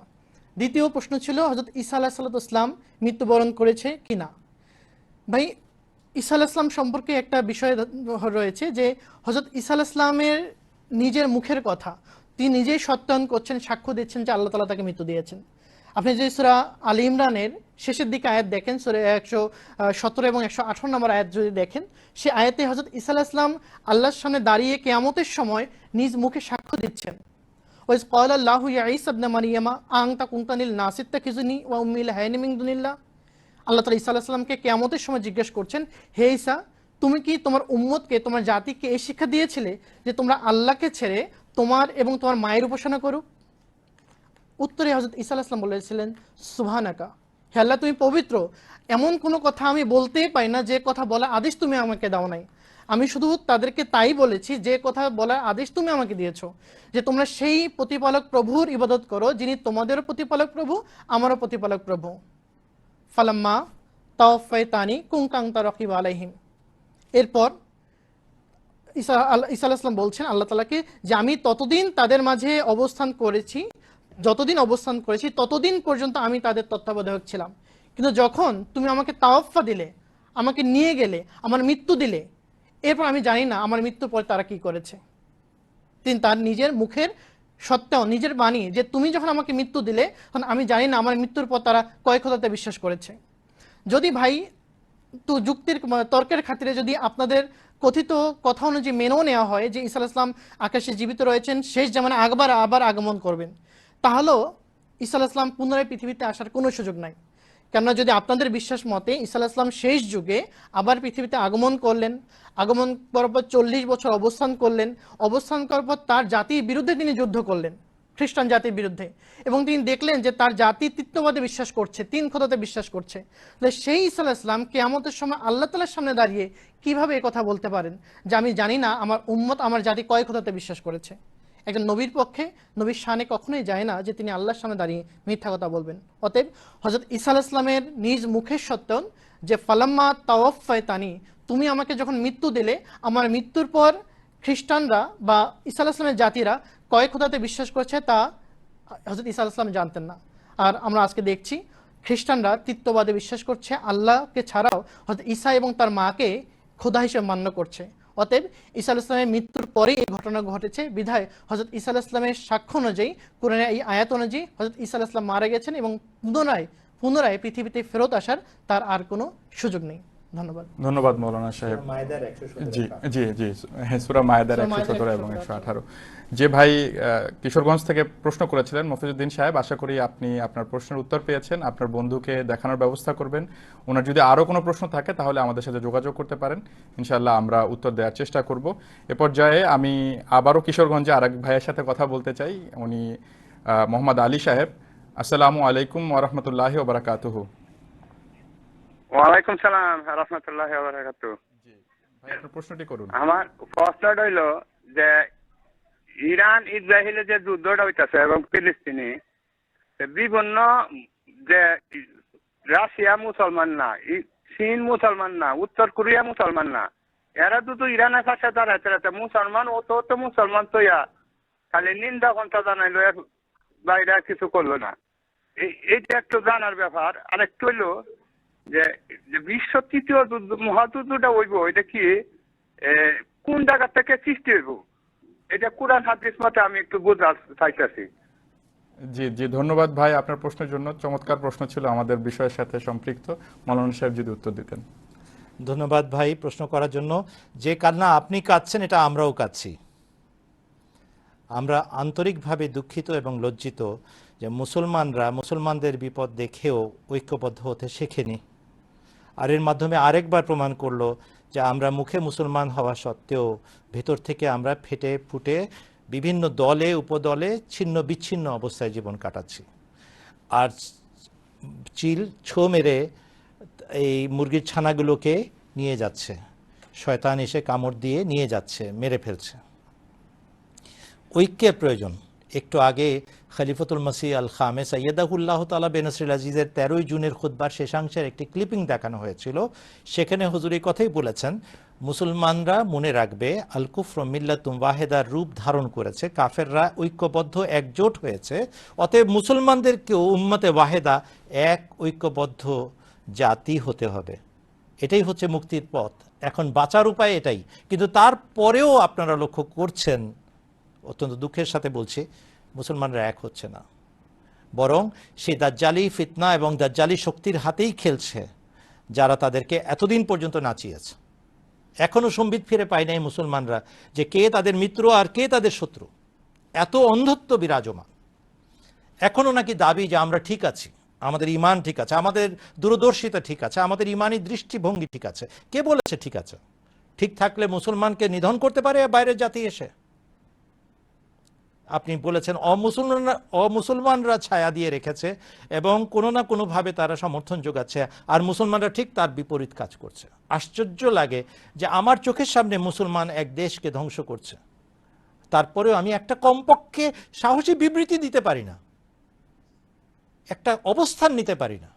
কি অদ্ভুত আমাদের এই অবস্থা। আর তারপরেও এখনো নাকি যুগের ইমামের প্রয়োজন নাই।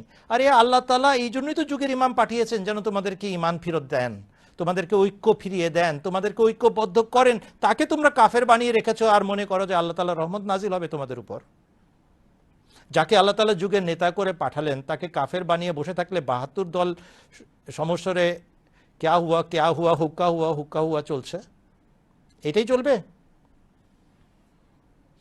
আসল ব্যাপারটা হচ্ছে আল্লাহ তাআলা চোখে আঙ্গুল দিয়ে দেখাচ্ছেন, হে মুসলমানরা, তোমাদের মধ্যে ঐক্য নাই, কেননা তোমাদের মধ্যে সেই ঈমান নাই যা তোমাদের মাঝে থাকার কথা।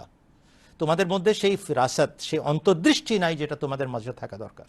থাকবে কিভাবে যদি তাকওয়া না থাকে? তাকওয়া লাভ হয় কিভাবে? ঈমান লাভ হয় কিভাবে? যুগের ইমাম আল্লাহর পক্ষ থেকে আসলে তার হাতে হাত রেখে বয়াত করো এবং তারপরে দেখো তোমরা দৃষ্টি শক্তি ফিরে পাও কি না। এটা হচ্ছে আমাদের কান্না, যেটা আপনি কাঁদলেন প্রশ্নকারী ভাই, আপনাকে ধন্যবাদ। এইটা আবারও আমাদেরকে জানিয়ে দিচ্ছে ইসরায়েল ফিলিস্তিনি সমস্যা আমাদের একটা বিরাট বিষয়, যেটা অনুধাবন করতে পারলে আমরা মুসলমানরা সম্বিত ফিরে পেতে পারি। কিন্তু আমরা কাজে লাগাচ্ছি না সুযোগটাকে। যুগের ইমাম এসে ডাক দিচ্ছেন, আমরা এক হচ্ছি না। অতএব এখনো যদি আমরা এক হতে চাই, তাহলে সেই নেতৃত্বকে মানতে হবে যে নেতৃত্ব আল্লাহ প্রতিষ্ঠা করেছেন। আপনাদেরকে আবারও বয়াতের আমন্ত্রণ জানাচ্ছি। ধন্যবাদ। ধন্যবাদ মাওলানা সাহেব। মোহাম্মদ আলী ভাই, যিনি কিশোরগঞ্জ থেকে প্রশ্ন করেছিলেন, আশা করি আপনি আপনার উত্তর পেয়েছেন। এবারে আমরা দেখতে পাচ্ছি আমাদের সাথে রঘুনাথপুর বাগ থেকে একজন বোন আছেন। আমরা ওনার প্রশ্নটা নিয়ে নিতে চাই, এরপর আমরা বিরতিতে যাব। আসসালামু আলাইকুম ওয়া রাহমাতুল্লাহি ওয়া বারাকাতুহু। ওয়ালাইকুম আসসালাম ওয়া রাহমাতুল্লাহি। জি ভাই, জি বোন, আপনার প্রশ্নটি করুন। আমার প্রথমত প্রশ্ন হচ্ছে, সত্য ও তাকে মানতে হবে, এটি কুরআন হাদিসে আলোকিত বিস্তারিত খুলে বলি। দ্বিতীয় প্রশ্ন, ঈসা আলাইহিস সালামের সাথে বিস্তারিতটা যদি খুলে বলতেন। জি জি, ধন্যবাদ আপনাকে আপনার প্রশ্নের জন্য। আপনি আমাদের জি দুটি প্রশ্নই এখন থাকুক, আপনি আমাদের সাথে থাকেন। আমরা বিরতির পর ইনশাআল্লাহ আপনার প্রশ্নের উত্তরগুলো নিয়ে আবার আসব। দর্শক, দেখতে দেখতে আমরা প্রায় 1 ঘন্টা পার করে ফেলেছি। এখন আমাদেরকে বিরতিতে যেতে হবে। ইনশাআল্লাহ বিরতির পর আপনাদের সাথে আবার দেখা হবে। আপনারা আমাদের সাথে থাকবেন। আসসালামু আলাইকুম ওয়া রাহমাতুল্লাহি ওয়া বারাকাতুহু।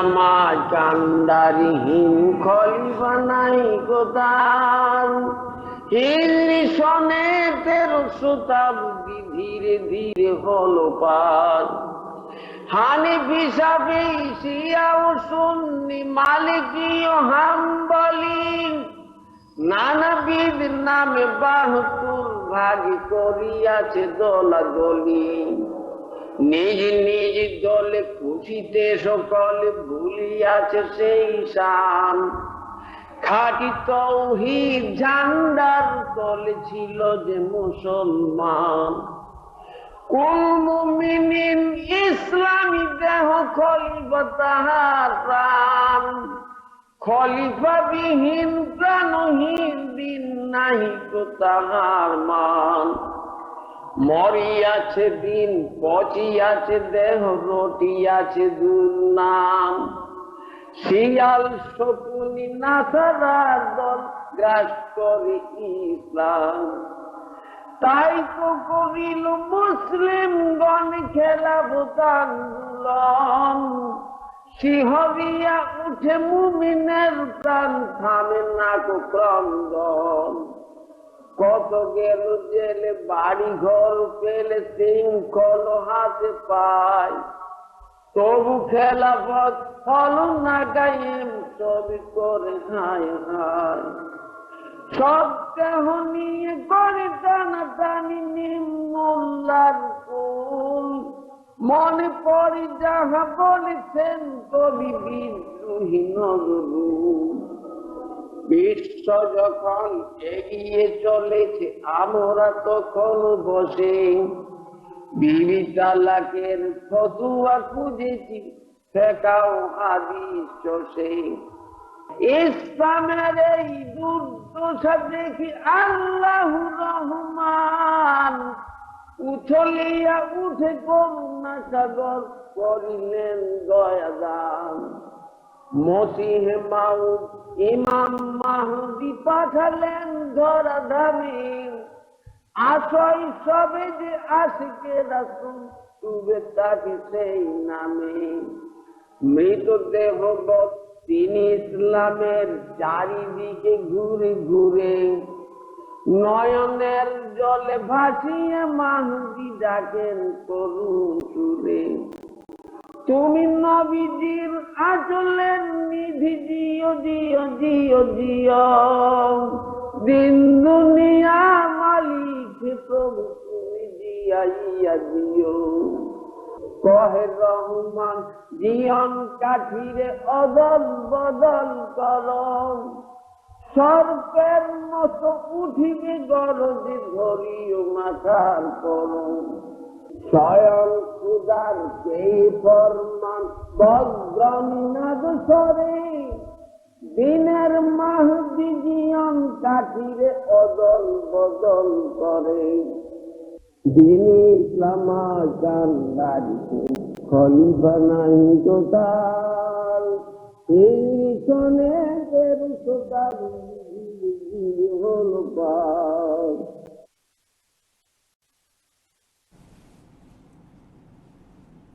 আসসালামু আলাইকুম ওয়া রাহমাতুল্লাহি ওয়া বারাকাতুহু। বিরতির পর সবাইকে পুনরায় আমাদের অনুষ্ঠানে স্বাগত জানাচ্ছি।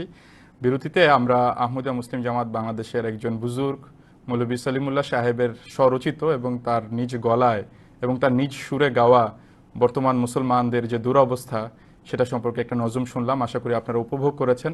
দর্শক, আজ আমাদের অনুষ্ঠানের দ্বিতীয় দিন এবং গতকাল প্রথম দিন ছিল। বাংলাদেশের অনেক প্রত্যন্ত অঞ্চলে পাড়া মহল্লায় আলহামদুলিল্লাহ সত্য সন্ধানে অনুষ্ঠান পৌঁছে গিয়েছে এবং সেখানে দর্শকরা এই অনুষ্ঠান উপভোগ করছে এবং তাদের প্রশ্নগুলো করছে। আশা করি আপনারা আগামী 2 দিনও আমাদের সাথে থাকবেন এবং এভাবেই আমাদের অনুষ্ঠানকে প্রাণবন্ত করবেন। আমরা বরাবরই বলে থাকি আপনারাই আমাদের অনুষ্ঠানের মূল চালিকা শক্তি। এছাড়া দর্শক, আপনারা যদি আহমদিয়া মুসলিম জামাত সম্পর্কে আরও বেশি জানতে চান তাহলে আমাদের ওয়েবসাইট ভিজিট করতে পারেন www.ahmadiabangla.org। এই অ্যাড্রেসে আপনারা লগ ইন করতে পারেন এবং এখানে আমাদের বিভিন্ন ধরনের প্রবন্ধ রয়েছে, হুজুরের খুতবা রয়েছে এবং আরও আনুষঙ্গিক অনেক বিষয় রয়েছে। সেখান থেকে আপনারা আহমদিয়া মুসলিম জামাতকে আরও জানতে পারেন। এছাড়া যদি আপনাদের আরও অনেক প্রশ্ন থাকে আপনারা আমাদের সত্যের সন্ধানের ইউটিউব পেজ ভিজিট করতে পারেন, যেখানে আমাদের প্রশ্নগুলোকে ইন্ডেক্স আকারে সেখানে পোস্ট করা আছে, আপনারা সেগুলো দেখতে পারেন এবং আপনাদের যে প্রশ্নের তৃষ্ণা রয়েছে সেগুলোকে নিবারণ করতে পারেন। এখন আমি সরাসরি আলোচনায় চলে যেতে চাই। আমরা বিরতির আগে একজন বোনের প্রশ্ন নিয়েছিলাম, আমি মৌলানা আবু সালেহ মন্ডল সাহেবের কাছে যেতে চাই। মৌলানা সাহেব, ওনার প্রশ্ন ছিল ইমাম মাহদী আলাইহিসসালামকে মানতে হবে কোরআন এবং হাদিস দিয়ে বুঝিয়ে বলেন। এটা ছিল প্রথম প্রশ্ন। আর দ্বিতীয় প্রশ্ন ছিল যে ঈসা আলাইহিসসালামের সাথে মিরাজে মহানবী সাল্লাল্লাহু আলাইহি ওয়াসাল্লাম দেখা করেছেন, এটার ব্যাখ্যা কি? যদি দয়া করে উত্তর দিতেন। ধন্যবাদ আপনাকে। ইমাম মাহদীকে কেন মান্য করতে হবে বা তার মান্য করার গুরুত্ব কি, যে এটা প্রশ্ন হয়, তাহলে এটার উত্তর হচ্ছে এমন যে পবিত্র কোরআনে আল্লাহ তাআলা ঘোষণা দিয়েছেন লা নুফাররিকু বাইনা আহাদিম মির রাসূল, মান্য করার দিক থেকে, মানার দিক থেকে আমরা কোনো রাসূলের মাঝে তারতম্য করি না। এবং ইমানিয়াতের যে 6টি বিষয় রয়েছে সেই 6টি বিষয়ে একটি বিষয় হচ্ছে সমস্ত নবী রাসূলের প্রতি বিশ্বাস। এই কথার এই কারণে বললাম যে হযরত মির্জা গোলাম আহমদ কাদিনী আল ইসলাম সম্পর্কে পবিত্র কোরআনে আল্লাহ তাআলা সূরা আলী ইমরানের 82 নম্বর আয়াত এবং আহজাবের 8 নম্বর আয়াতে উল্লেখ করেছেন যে রাসূল করিম সাল্লাল্লাহু আলাইহি ওয়াসাল্লামের কাছ থেকে ওয়াদা নিয়েছেন যে তার মৃত্যুর পর, তারপর যদি তাকে সত্যায়ন করার জন্য, তার কিতাবকে সত্যায়ন করার জন্য কোনো রাসূলের আগমন হয়, তাহলে অবশ্যই লা তুমিনুন্না বিহি লা তানসুরুন্না, তাকে অবশ্যই মান্য করতে হবে এবং তাকে অবশ্যই সাহায্য করতে হবে। ঠিক তদ্রুপভাবে রাসূল আকরাম সাল্লাল্লাহু আলাইহি ওয়াসাল্লাম হাদিসে হযরত ইমাম মাহদী সম্পর্কে উল্লেখ করেছেন ফাইদা রাআইতুমুহু ফাবাইহু ওয়ালাউ হাবুন আলাস সালজে ফাইন্নাহু খলিফাতুল্লাহিল মাহদী, যখন তোমরা ইমাম মাহদীর সংবাদ পাবে তখন তার হাতে গিয়ে বয়াত করবে। যদি তোমাদের মাঝে বা বয়াত করার মাঝে যদি শত বিরোধিতা আসুক, শত কাঠিন্যতা আসুক, এমনকি বরফের পাহাড়ও যদি আসে, তাও হামাগুড়ি দিয়ে গিয়ে হলেও ইমাম মাহদী হাতে বয়াত করার কথা রাসূল আকরাম সাল্লাল্লাহু আলাইহি ওয়াসাল্লাম আদেশ দিয়ে গিয়েছেন। কেননা তিনি খলিফাতুল্লাহিল মাহদী, আল্লাহ তাআলার খলিফা। যেভাবে পবিত্র কোরআনে হযরত আদম আলাইহিস সালামকে আল্লাহ তাআলা খলিফা বলা হয়েছে, হযরত দাউদ আলাইহিস সালামকে আল্লাহ তাআলা খলিফা বলা হয়েছে। অতএব হযরত ইমাম মাহদী আলাইহিস সালাম আল্লাহ রাসূলের আনুগত্যের দিক থেকে, তাবের দিক থেকে আল্লাহ তাআলার প্রতিনিধিত্ব করছেন, যেভাবে বাকি নবীরা করেছেন। অতএব রাসূল আকরাম হযরত ইমাম মাহদী আলাইহিস সালাম নবী করিম সাল্লাল্লাহু আলাইহি ওয়াসাল্লামের মান্যকারীর দিক থেকে সূরা নিসা 70 নম্বর আয়াতের দিক থেকে তিনি উম্মতে নবী সাব্যস্ত হচ্ছেন।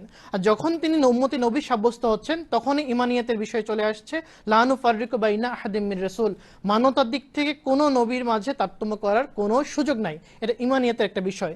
এখানে বলা হয়নি যে শরীয়তবাহী নবী হবে না শরীয়ত ছাড়া নবী হবে বা উম্মতি নবী হবে, কোন নবীর কথা স্পষ্টভাবে নির্দিষ্ট করে বলা হয়নি, বরং সমস্ত নবীর ক্ষেত্রে সমস্ত নবীর উপরে মান্য করার দিক থেকে ঈমান আনা আমাদের সকলের জন্য আবশ্যক। তদ্রুপভাবে কোরআন এবং এই হাদিসে যে হাদিসটা আমি উল্লেখ করলাম আল্লাহ রাসূলের কথা, যে ইমাম মাহদী যখন আসবে তার হাতে অবশ্যই বয়াত করতে হবে, তো কোরআনের আয়াত এবং হাদিস এটাই প্রমাণিত করে। অতএব মির্জা গোলাম আহমদ কাদিনী আল ইসলাম যখন আগমন করেছেন, তিনি আগমন করার মাধ্যমে তিনি প্রমাণ দিয়েছেন কোরআন এবং হাদিসের আলোকে যে আল্লাহ তাআলার আদেশ অনুযায়ী, আল্লাহ তাআলার এবং রাসূল আকরাম সাল্লাল্লাহু আলাইহি ওয়াসাল্লামের ভবিষ্যৎবাণী অনুযায়ী এবং তার সত্যায়নকারী হিসেবে তার আগমন, তার সত্যতা প্রমাণের মাধ্যমে তিনি শেষ যুগের প্রতিষ্ঠিত মসিহ এবং ইমাম মাহদী, তাই তাকে মান্য করা ছাড়া আর কোনো গতান্তর নাই। ভাইয়ের দ্বিতীয় প্রশ্নটা ছিল যে ঈসা আলাইহিস সালামের সাথে মিরাজে মহানবী ইসলাম দেখা করেছিলেন, এটার ব্যাখ্যা কি? ঈসা আলাইহিস সালামের সাথে মহানবী সাল্লাল্লাহু আলাইহি ওয়াসাল্লাম দেখা করেছিলেন নাকি চতুর্থ আসমানে, ভাই যদি হয়তোবা চতুর্থ আসমানের কথা উল্লেখ করেছেন। ভাই যদি আপনি কিতাবুস সালাত মুসলিম শরীফে দেখেন, যেখানে সালাতে অর্থাৎ রাসূল আকরাম সাল্লাল্লাহু আলাইহি ওয়াসাল্লাম মিরাজে যাবার ফুল ঘটনা অর্থাৎ নামাজ ফরজ হওয়ার যে ঘটনা রয়েছে, সেই ঘটনার দিকে যদি আমরা তাকাই, তাহলে দেখতে পাই যে চতুর্থ আসমানে নয়, বরং আল্লাহ রসুলের সাথে দ্বিতীয় আসমানে হযরত ঈসা আলাইহিস সালাম এবং তার ভাই ইয়াহইয়া আলাইহিস সালামের সাথে আল্লাহ রসুল দেখা করেছিলেন। এটা মাহাত্ম্য কি বা বিশেষত্ব কি, কেন দেখা করেছেন? মেরাজ যে যখন আল্লাহ রসুল যান, প্রথম আসমান থেকে সপ্তম আসমান পর্যন্ত আল্লাহ রসুল প্রত্যেক আসমানে কোনো না কোনো নবীর সাথে আল্লাহ রসুল দেখা করেছেন। এই দেখা করেছেন, তাদের সাথে সাক্ষাৎ করেছেন, এবং এটার বিশেষত্ব বা মাহাত্ম্য হচ্ছে এটা যে আল্লাহ রসুল তাদের কাছ থেকে ওয়াদা নিয়েছেন, অর্থাৎ তাদের তাদের মাধ্যমে আল্লাহ রসুলকে মান্য করা, তাদের উম্মতরা যেন আল্লাহ রসুলকে মান্য করে এবং আল্লাহ রসুলের পদমর্যাদায় যে সমস্ত নবীগণের উপরে সিদরাতুল মুনতাহা পর্যন্ত সরাসরি আল্লাহ তাআলার সাথে গিয়ে আল্লাহ রসুল দেখা করেছেন। এই ঘটনার মাধ্যমে আল্লাহ রসুলের যে বিশেষত্ব, আল্লাহ রসুলের যে মর্যাদা রয়েছে, আল্লাহ রসুলের যে সম্মান রয়েছে, সেটা আল্লাহ তাআলা এটা এই হাদিসের মাধ্যমে অর্থাৎ মেরাজের ঘটনার মাধ্যমে আল্লাহ তাআলা উপস্থাপন করেছে। কিন্তু এখানে ঈসা আলাইহিস সালামের জীবিত থাকার কোনো প্রমাণ বা কোনো প্রমাণ সাব্যস্ত হয় না, কেননা তিনি তার ভাই ইয়াহিয়া আলাইহিস সালাম যিনি মৃত অবস্থায় রয়েছেন, বাকি সমস্ত নবী যেখানে মৃত অবস্থায় রয়েছেন সেখানেই সমস্ত নবীদের মাঝেই হযরত ঈসা আলাইহিস সালামকে আল্লাহ রসুল দ্বিতীয় আসমানে দেখেছেন, অতএব তিনিও এখানে মৃত অবস্থায় রয়েছেন। এটা দিয়ে জীবিত থাকার কোনো প্রমাণ বহন করে না।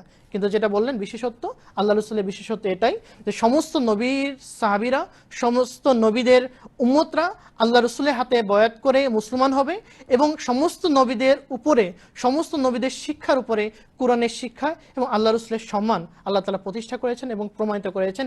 এটাই হচ্ছে খাতামান নবীনের প্রকৃত মান এবং মর্যাদা। ধন্যবাদ। ধন্যবাদ মৌলানা সাহেব।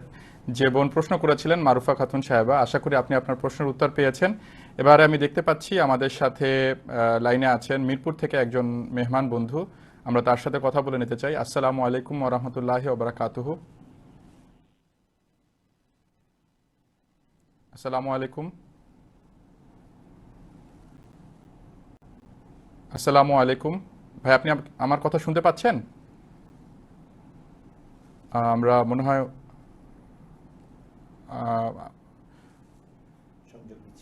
সংযোগ বিচ্ছিন্ন হয়ে গেছে। আরেকটি লাইন রয়েছে, আমরা ওই ভাইকে আমরা নিতে চাচ্ছি, এখন কথা বলতে চাচ্ছি। আমাদের সাথে আছেন পঞ্চগড় থেকে একজন ওয়াহমদি বন্ধু, এবারে আমরা তার সাথে কথা বলে নেব। আসসালামু আলাইকুম ওয়া রাহমাতুল্লাহি ওয়া বারাকাতুহু। ওয়ালাইকুম আসসালাম। জি, এটা আমি কি সংযুক্ত হয়েছি? জি জি জি, আপনার কথা আমরা শুনতে পাচ্ছি। আপনার নাম ঠিকানা বলে প্রশ্ন করুন। আমি উৎস বোদা থানা থেকে বলছিলাম, পঞ্চগড়। জি, একটু আগে ওই যে একজন বোন প্রশ্ন করছিল, তখন আমি ফেসবুকে দেখছিলাম দাজ্জাল সম্পর্কিত একটা প্রশ্ন করেছে। তো ওই কি যেন নাম ওনার, আব্দুল্লাহ আওয়াল সাহেব, ওনার উত্তরটা আসলে যুক্তিসঙ্গত বলে মনে হয়নি। আমি সূরা কাফের 17 নম্বর আয়াতের তাফসীর খুঁজলাম, ইন্টারনেটে খুঁজলাম, কিন্তু তিনি যেভাবে বললেন সেভাবে তো তাফসীর গ্রন্থগুলোতে আসলে ওভাবে নেই। যদি আমার যে প্রশ্নটা সেটা হচ্ছে যে দাজ্জাল রাসূল সাল্লাল্লাহু আলাইহি ওয়াসাল্লামের যুগে ইবনে সাইয়্যিদকে রাসূল সাল্লাল্লাহু আলাইহি ওয়াসাল্লাম সন্দেহ করতো দাজ্জাল হিসেবে। তো যেহেতু রাসূল সাল্লাল্লাহু আলাইহি ওয়াসাল্লাম একজন ব্যক্তিকে সন্দেহ করছে, একজন ব্যক্তি, তো সেটা কিভাবে খ্রিস্টান জাতি হতে পারে, মানে আপনারা যেটা বলতেছেন। দ্বিতীয় যে দাজ্জাল তো আসলে মক্কা মদিনাতে প্রবেশ করবে না। এখন যদি আপনারা বলেন যে খ্রিস্টান জাতি বা সভ্যতা হচ্ছে দাজ্জাল, তাহলে এমন কিছু বাকি আছে সৌদি আরবে, মক্কা বা মদিনায় প্রবেশ করেনি? এরকম কোনো কিছুই বাকি নেই, সমস্ত কিছু প্রবেশ করেছে মক্কা মদিনাতে। তো এইসব হাদিসগুলো তো আসলে আপনাদের সাথে মিলে না, যেভাবে আপনারা বলেন বা আপনারা আপনাদের বইগুলোতে লিখেছেন। জি, ধন্যবাদ আপনাদের। জি জি ভাই, আপনার প্রশ্নের জন্য ধন্যবাদ। আপনি প্রশ্নের উত্তর শুনবেন মনোযোগ দিয়ে, মৌলানা সাহেবের কাছে রাখছি, দয়া করে লাইনে থাকলে আমাদের জন্য সুবিধা হয়। আমি কন্ট্রোল রুমে বলছি, যদি ওনাকে লাইনে রাখা যায় তাহলে আমাদের জন্য সুবিধা হবে। জি, উনি লাইনে আছেন। আমরা অত্যন্ত আনন্দিত যে আপনারা অনুষ্ঠানও দেখছেন, সাথে সাথে মিলানোরও চেষ্টা করছেন। এইভাবেই চেষ্টা করা উচিত এবং মূল জিনিসটা দয়া করে লক্ষ্য করেন। আমরা বলছি সূরা আল কাহাফের 19 নম্বর আয়াত, বিসমিল্লাহকে 1 নম্বর আয়াত ধরে, সেখানে উল্লেখ করা আছে তাহসাবুহুম কাযান ওয়া হুম রুকুদ, ওখানে বহু বচন আছে। আর আপনি বলছেন দাজ্জালকে একজন দেখেছেন বা একজন ভেবেছেন রাসূলুল্লাহ সাল্লাল্লাহু আলাইহি ওয়াসাল্লাম, আর আপনি এটাকে একটা জাতির প্রতি আরোপ করছেন। হ্যাঁ, স্বপ্নে বা দিব্য দর্শনে বা ভবিষ্যৎবাণীতে এক বচনও ব্যবহার করা হয়, কিন্তু তার মানে হয় একটি পুরো জাতি, গোষ্ঠী, সমাজ। হযরত রাসূল আকরাম সাল্লাল্লাহু আলাইহি ওয়াসাল্লাম মক্কার উদ্দেশ্যে রওনা হয়েছেন। পথে মধ্যে হযরত আবু বকর সিদ্দিক রাদিয়াল্লাহু আনহু বলছেন, হে আল্লাহর রাসূল, আমি একটা স্বপ্ন দেখলাম, একটা কুকুর এসে উপস্থিত আমাদের দিকে ধেয়ে আসলো, তারপরে হঠাৎ করে চিত হয়ে শুয়ে পড়লো, তারপরে তার দুধের বোটার থেকে দুধ বের হওয়া শুরু করলো। হুজুর সাল্লাল্লাহু আলাইহি ওয়াসাল্লাম বললেন, কুরাইশের অনিষ্ট থেকে আল্লাহ আমাদেরকে রক্ষা করবেন এবং তাদের কল্যাণে আমরা ভূষিত হব। দেখলেন একটা কুকুর, আর হুজুর সাল্লাল্লাহু আলাইহি ওয়াসাল্লাম কাফের কুরাইশদের সাথে এটা তাবির করলেন, দেখলেন এক বচন, ভবিষ্যৎবাণীর ব্যাখ্যা করলেন উনি বহু বচনে। একটা তো উদাহরণ না, টাটকা একটা উদাহরণ আমাদের মাথায় টাটকা আছে, এই জন্য বলে দিলাম কথাটা। কিন্তু এই ধরনের আরো অনেক ঘটনা আছে যেখানে আপনি দেখবেন এক বচনে বা উল্লেখ থাকবে এক বচনে, ওটার অর্থ হবে বহু বচন, বা একটা সমাজ বা একটা গোষ্ঠী, একটা জাতি। ঠিক তেমনি এইখানে যে দাজ্জালের ফিতনার কথা বলা হয়েছে সেটা তৃতীয়বাদ সংক্রান্ত। যতক্ষণ পর্যন্ত এটার ব্যাখ্যাটা না বুঝবেন ততক্ষণ পর্যন্ত আপনারা বুঝতেই পারবেন না নৈরাজ্যটা সৃষ্টি হলো কোথা থেকে। খ্রিস্টান ধর্মমতের গোড়া কি? বর্তমান প্রচলিত বিকৃত খ্রিস্টান ধর্মমতের গোড়া হচ্ছে আদম আলাইহিসসালাম পাপ করেছেন, আল্লাহ তাআলা ন্যায় বিচারক, অতএব উনি পাপ ক্ষমা করতে পারেন না বিচার এবং শাস্তি প্রদান ছাড়া। তিনি আল্লাহ মানুষকে প্রেম করেন, এই দ্বন্দ্বে পড়ে গেলেন, একদিকে আমি মানুষকে ভালোবাসি, অপরদিকে মানুষকে এখন শাস্তি দিতে হবে, কেননা আদমের রক্ত সবার মধ্যে ধাবমান। তিনি একটা পথ বের করলেন, তিনি নিজের ঔরসজাত নাউজুবিল্লাহ মিন যালিক পুত্রকে মানব সমাজে পাঠালেন, আর তিনি হচ্ছেন যীশু খ্রিস্ট নাউজুবিল্লাহ মিন যালিক। তিনি এসে মানুষের সাথে প্রেমবন্ধনে আবদ্ধ হলেন এবং তাদের জন্য ক্রুশের মৃত্যু, অভিশপ্ত মৃত্যু বরণ করলেন। আদম আলাইহিস সালাম করলেন পাপ, মানুষ হয়ে গেল পাপী যারা পাপ করে নাই, কিন্তু হয়ে গেল রক্তের বাঁধনে পাপের মধ্যে আবদ্ধ, এবং তাদের পাপ মুক্তির জন্য আসলেন যীশু খ্রিস্ট এবং তিনি চড়লেন ক্রুশে, আর আমরা যদুমধু সব ভালো হয়ে গেলাম। এই যে একটা অরাজকতা, পাপের লাইসেন্স, ওরা কি বলে জানেন? অতএব তোমরা যীশু খ্রিস্টকে ত্রাণকর্তা হিসেবে গ্রহণ করো এবং যা ইচ্ছা তাই করো, নো চিন্তা ডু ফুর্তি। এটা হচ্ছে পাপের লাইসেন্স, এটাই পাপের বন্যা বইয়ে দিয়েছে সারা পৃথিবীতে। খ্রিস্টান ধর্মের আকর্ষণ কি? তোমাদেরকে কোনো পরিশুদ্ধতা অর্জন করার প্রয়োজন নাই, কোনো রকমের ইবাদতের উপরে জীবন কাটানো দরকার নাই, আল্লাহ তাআলার কথা মান্য করার বিষয়ে সাবধানতা অবলম্বন করার প্রয়োজন নাই। কি প্রয়োজন? শুধু ঈসা আলাইহিস সালামকে, নাউজুবিল্লাহ মিন যালিক, মানে আমি ওদের শব্দটা এখন ব্যবহার করছি, যীশু খ্রিস্টকে ঈশ্বর পুত্র, ঈশ্বর হিসাবে গ্রহণ করো, ত্রাণকর্তা হিসাবে মান্য করো, তারপরে যা ইচ্ছা তাই করো, সব গুনাহ মাফ। ফিতনা দেখেন না? অরাজকতা দেখেন না? তারপরে এই সাহেবরা, খ্রিস্টান ধর্মের তৃতীয়বাদীরা, তারা হযরত মুহাম্মদ সাল্লাল্লাহু আলাইহি ওয়াসাল্লামের চরিত্র হরণ করছে, তার বিরুদ্ধে অপবাদ আরোপ করছে এবং যুগের পর যুগ করে যাচ্ছে, এখন পর্যন্ত করা হচ্ছে। কয়েকদিন আগে আপনারা সালমান রুশদির বই পড়লেন, তারপরে ইনোসেন্স অফ মুসলিমস আবার দেখেন নাই, নতুন ছায়াছবি বের করেছিল তারা, নাউজুবিল্লাহ মিন যালিক। একটার পর একটা, আবার ওই যে ব্যঙ্গচিত্র কিছুদিন পর পর ফ্রান্স, কিছুদিন পর পর স্ক্যান্ডিনেভিয়ার একটা দেশে কার্টুন বের করছে, আবার আরেকজন ফ্লোরিডাতে জার্মান এক পাদ্রী ডাভ, চার্চ অফ ডাভ না কি একটা আছে, তারা কোরআন শরীফ পোড়ানোর দিবস পালন করেছে, নাউজুবিল্লাহ মিন যালিক। খ্রিস্টান সভ্যতা আমাদেরকে আক্রমণ করছে, এটা দেখেন না? কোটি কোটি বই ছাপাচ্ছে আমাদের বিরুদ্ধে, ইসলামের বিরুদ্ধে, আমাদের নবী হযরত মুহাম্মদ সাল্লাল্লাহু আলাইহি ওয়াসাল্লামের বিরুদ্ধে, আর তারপরও এখন মনে করেন না যে খ্রিস্টানরা হলো আসল ফিতনা?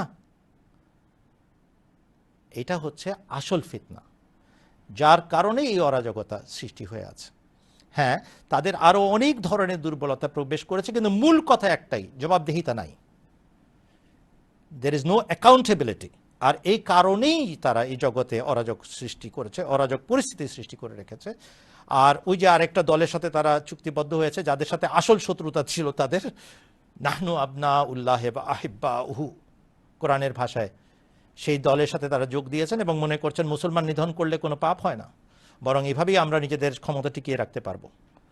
এই অরাজকতা আল্লাহ তাআলা চিহ্নিত করেছেন এবং তার মহাপুরুষকে হযরত মুহাম্মদ সাল্লাল্লাহু আলাইহি ওয়াসাল্লামকে বলেছেন, তুমি ভবিষ্যৎবাণী করো, তোমার সত্তায় বিলীন এক মহাপুরুষ আসবেন এবং তিনি এসে ক্রুশ ধ্বংস করবেন। এটা হচ্ছে ভবিষ্যৎবাণী। এখন পড়েন সূরা কাহফের 19 নম্বর আয়াত, 1 নম্বর আয়াত, বিসমিল্লাহ পড়েন। তাহসাবুহুম আকাযান ওয়া হুম রুকুদুন।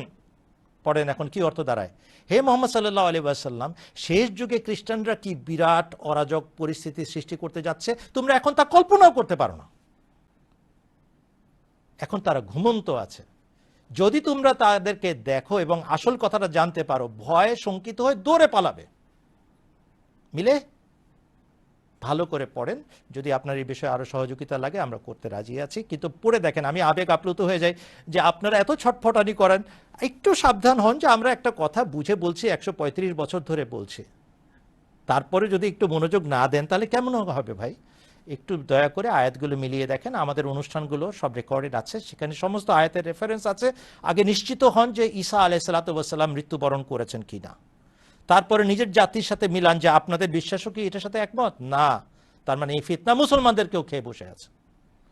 এখনো কি এক হবার সময় হয় নাই? এখনো কি ঐশী নেতৃত্ব মানার সময় হয় নাই?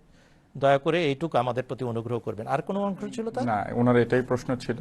ধন্যবাদ মৌলানা সাহেব, উনি আমাদের সাথে লাইনে আছেন। ভাই, আপনি কি আপনার প্রশ্নের উত্তর পেয়েছেন?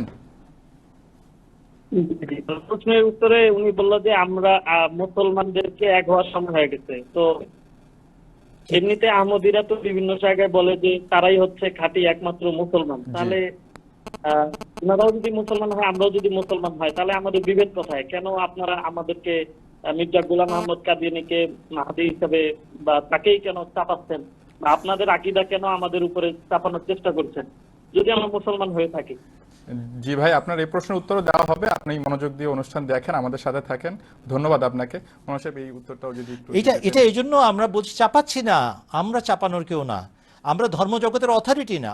ধর্মজগতের অথরিটি আল্লাহ এবং তার রাসূল হযরত মুহাম্মদ মুস্তাফা সাল্লাল্লাহু আলাইহি ওয়াসাল্লাম। এই কথাতে তো আমরা একমত।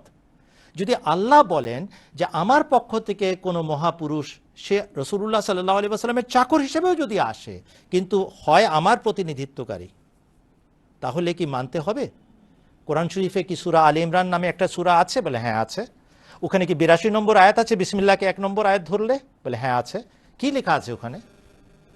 ওয়াইযা খাযাল্লাহু মিসাকান নাবিয়িনা লামা আতাইতুকুম মিন কিতাবিন ওয়া হিকমাতিন সুম্মা জাআকুম রাসূলুম মুসাদ্দিকুল লিমা মাআকুম লাতুমিনুন্না বিহি ওয়া লাতানসুরুন্নাহু ক্বালা আআকরারতুম ওয়া আখাযতুম আলা যালিকুম ইসরি ক্বালু আকরারনা ক্বালা ফাশহাদু ওয়া আনা মাআকুম মিনাশ শাহিদিন। পড়ে নিয়েন, অনুবাদটা সারাংশ বলে দিচ্ছি।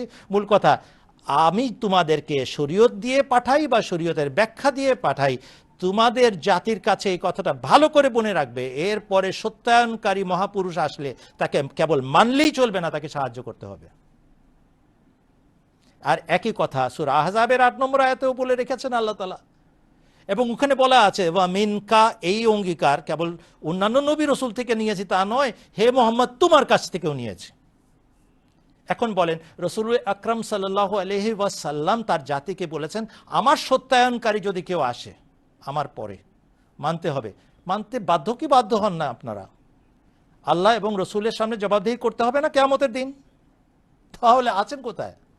এইটুকুই তো আমাদের দাবি যে ভাই তোমরা ফিরত আসো, সম্বিত ফিরে পাও। একজন ঐশী নেতৃত্ব প্রদানকারী আল্লাহ তাআলা পাঠিয়েছেন, তারপরে খেলাফত প্রতিষ্ঠিত হবার ভবিষ্যৎবাণী ছিল, ঐক্যের ডাক দিয়েছেন তিনি, ইমানের ডাক দিয়েছেন তিনি। এটাতে আপনারা খেপে বসে আছেন। হ্যাঁ, তারা খেপতে পারে যারা ব্যবসা বাণিজ্য করে ধর্ম বিক্রি করে খায়। আপনারা তো তা না, আপনারা তো ইমানদার মানুষ। যাচাই করেন না কেন? আচ্ছা চলেন, আর কিছু হোক না হোক, দোয়া করেন না কেন? আল্লাহর কাছে দোয়া করতে কি সমস্যা? হে আল্লাহ, একটা দাওয়াত পেলাম, এইভাবে তারা দাবি করছে যে কোরআন সুন্নাহ হাদিস অনুযায়ী এসে গেছেন যারা আসার কথা। হে আল্লাহ, আমি তো কোরআন সুন্নাহ হাদিস বুঝি না, কিন্তু এইটুক বুঝি যে তুমি সর্বশক্তিমান এবং সর্বশ্রোতা সর্বজ্ঞানী। আমাকে আমার অধম বান্দার দোয়া শোনো, আমাকে উদ্ধার করো, আমাকে জানাও এই ব্যক্তি সত্য কি মিথ্যা। এটা দোয়া করতে অসুবিধাটা কি? দূর থেকে কাফের বললেন, আক্রমণ করলেন, মানুষ মারলেন, তারপরেও কি আপনারা একটুখানি সম্বিত ফিরে পাবেন না?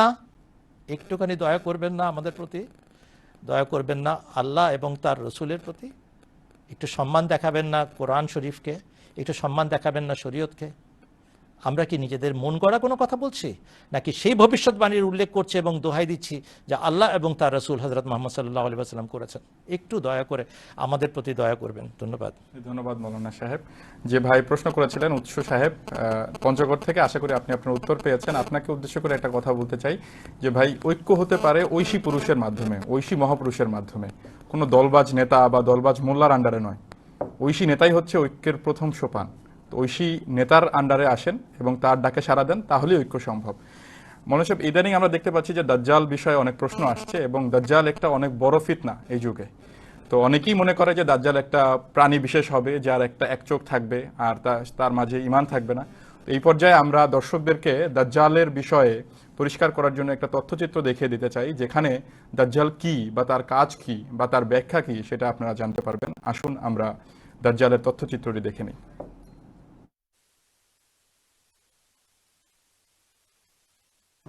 تكاد السماوات يتفطرن منه وتنشق الأرض وتخر الجبال هدا أن دعوا للرحمن ولدا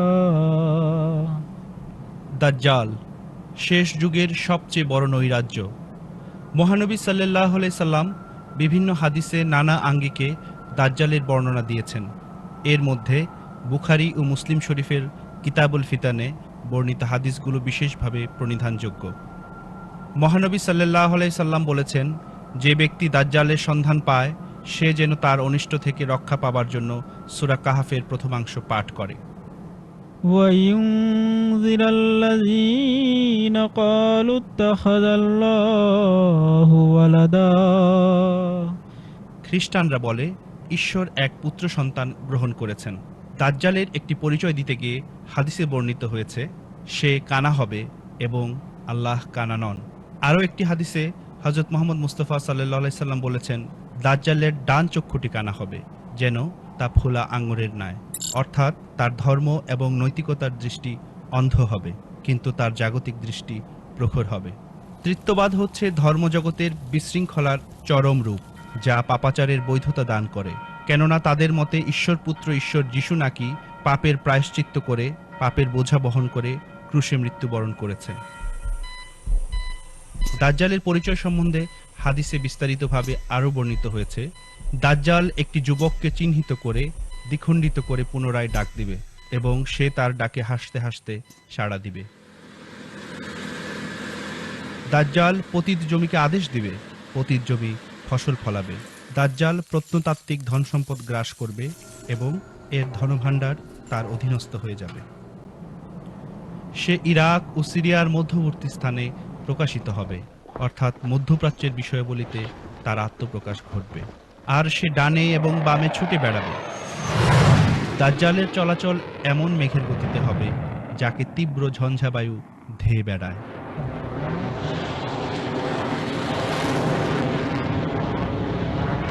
সে আকাশকে আদেশ দিবে, আকাশ বৃষ্টি বর্ষণ করবে। তার পশুপাল সবচেয়ে স্বাস্থ্যবান ও সবচেয়ে বেশি দুধ দানকারী হবে। দাজ্জাল যার প্রতি অসন্তুষ্ট সে জাতি বাহ্যত রিক্তহস্ত ও সর্বশান্ত হবে, এমনকি নিজেদের সম্পদ থেকে বঞ্চিত হবে। দাজ্জালের আবির্ভাবকালে ইয়াজুজ মাজুজ সম্পর্কে হাদিসে বর্ণিত হয়েছে, আল্লাহ জানিয়েছেন, আমি আমার এমন বান্দাদের উদ্ভব করেছি যাদের বিরুদ্ধে যুদ্ধে দাঁড়ানোর মতো ক্ষমতা কারোরই নেই, সুতরাং তুমি তাদেরকে নিয়ে তুর পর্বতে আশ্রয় নাও, অর্থাৎ শরীয়তের শিক্ষার আশ্রয় নাও। ইয়াজুজ মাজুজ সব ধরনের উচ্চতা থেকে অবলীলায় নেমে আসবে। দাজ্জাল বিশাল সেনাবাহিনীর অধিকারী হবে।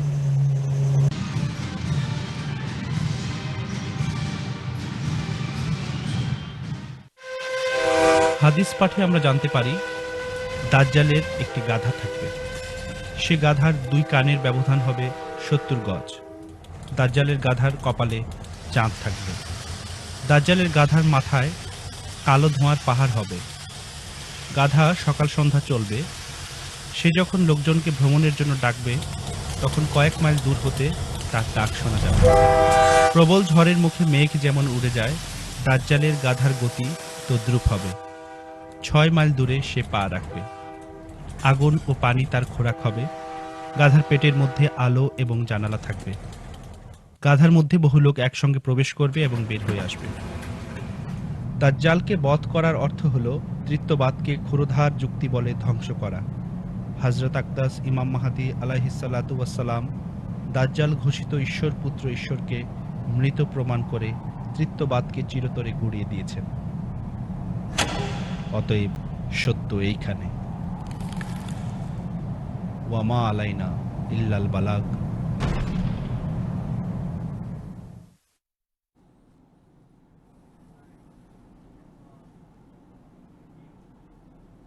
দর্শক, আমরা দেখে নিলাম দাজ্জাল সংক্রান্ত তথ্যচিত্রটি। আশা করি আপনাদের কাছে এখন দাজ্জাল বিষয়টি পরিষ্কার হয়েছে। এ পর্যায়ে আমি দেখতে পাচ্ছি অনেকেই ফোন লাইনে অপেক্ষা করছেন। আমরা একটি ফোন কল নিতে চাই। নরসিংদী থেকে এক ভাই আছেন আমাদের সাথে। আসসালামু আলাইকুম ওয়া রাহমাতুল্লাহি ওয়া বারাকাতুহু।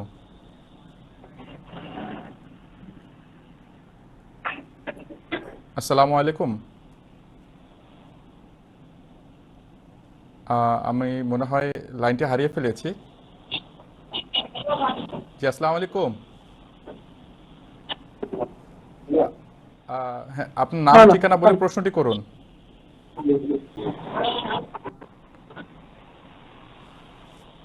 আসসালামু আলাইকুম। ঠিক আছে, আমরা ওনার প্রশ্নটি পেয়েছি, যদিও আমাদের কাছে উনি কোনো যান্ত্রিক গোলযোগের কারণে কথা বলতে পারছেন না। আমি মৌলানা আবু সালেহ আহমদ মন্ডল সাহেবের কাছে যেতে চাই। মৌলানা সাহেব, ওনার প্রশ্ন ছিল যে উনি দীর্ঘ সময় ধরে জামাত সম্পর্কে গবেষণা করছেন, কিন্তু ওনার জামাতে অন্তর্ভুক্তির বিষয়ে অন্তরায় হচ্ছে যে অনেক বড় বড় মৌলানা জামাত সম্পর্কে অনেক নেতিবাচক মন্তব্য করে থাকে। তো উনি কিভাবে এগুলোকে কাটিয়ে জামাত অন্তর্ভুক্ত হতে পারেন, এবং এই যে বড় বড় মৌলানারা আমাদের সম্পর্কে নেতিবাচক কথা বলে, এ বিষয়ে আমাদের বক্তব্য কি? ধন্যবাদ আপনাকে।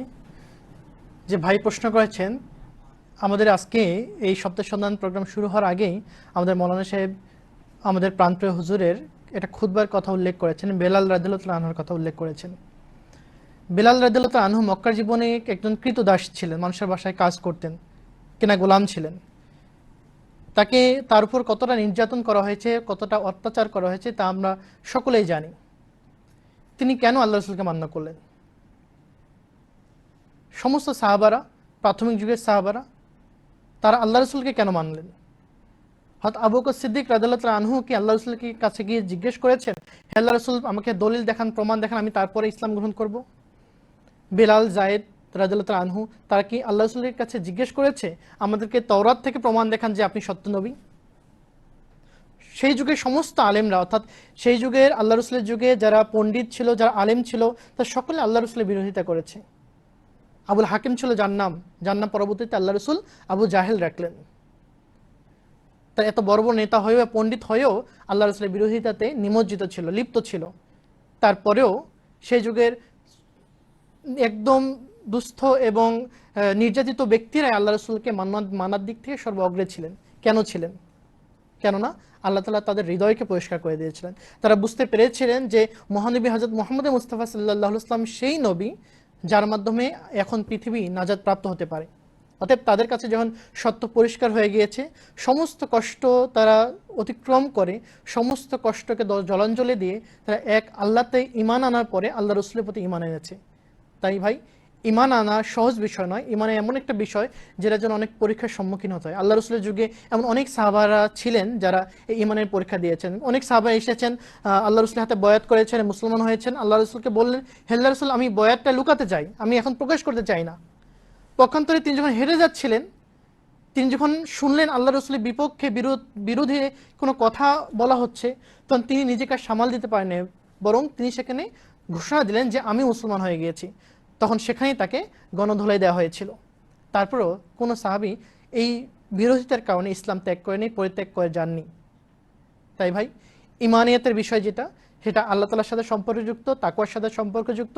আপনার কাছে যদি আহমদিয়াত পরিষ্কার হয়ে যায়, আহমদিয়াতের সত্যতা পরিষ্কার হয়ে যায়, তাহলে আল্লাহ তাআলা এবং আল্লাহ রাসূলের ভবিষ্যৎবাণী অনুযায়ী, আদেশ অনুযায়ী মির্জা গোলাম আহমদ কাদিয়ানী আলাইহিস সালামকে প্রতিষ্ঠিত মসিহ ও ইমাম মাহদী হিসেবে মান্য করা ছাড়া আর কোনো গত্যন্তর নাই। এটাই হবে আল্লাহ তাআলা এবং আল্লাহ রাসূলের আদেশ মান্য করা।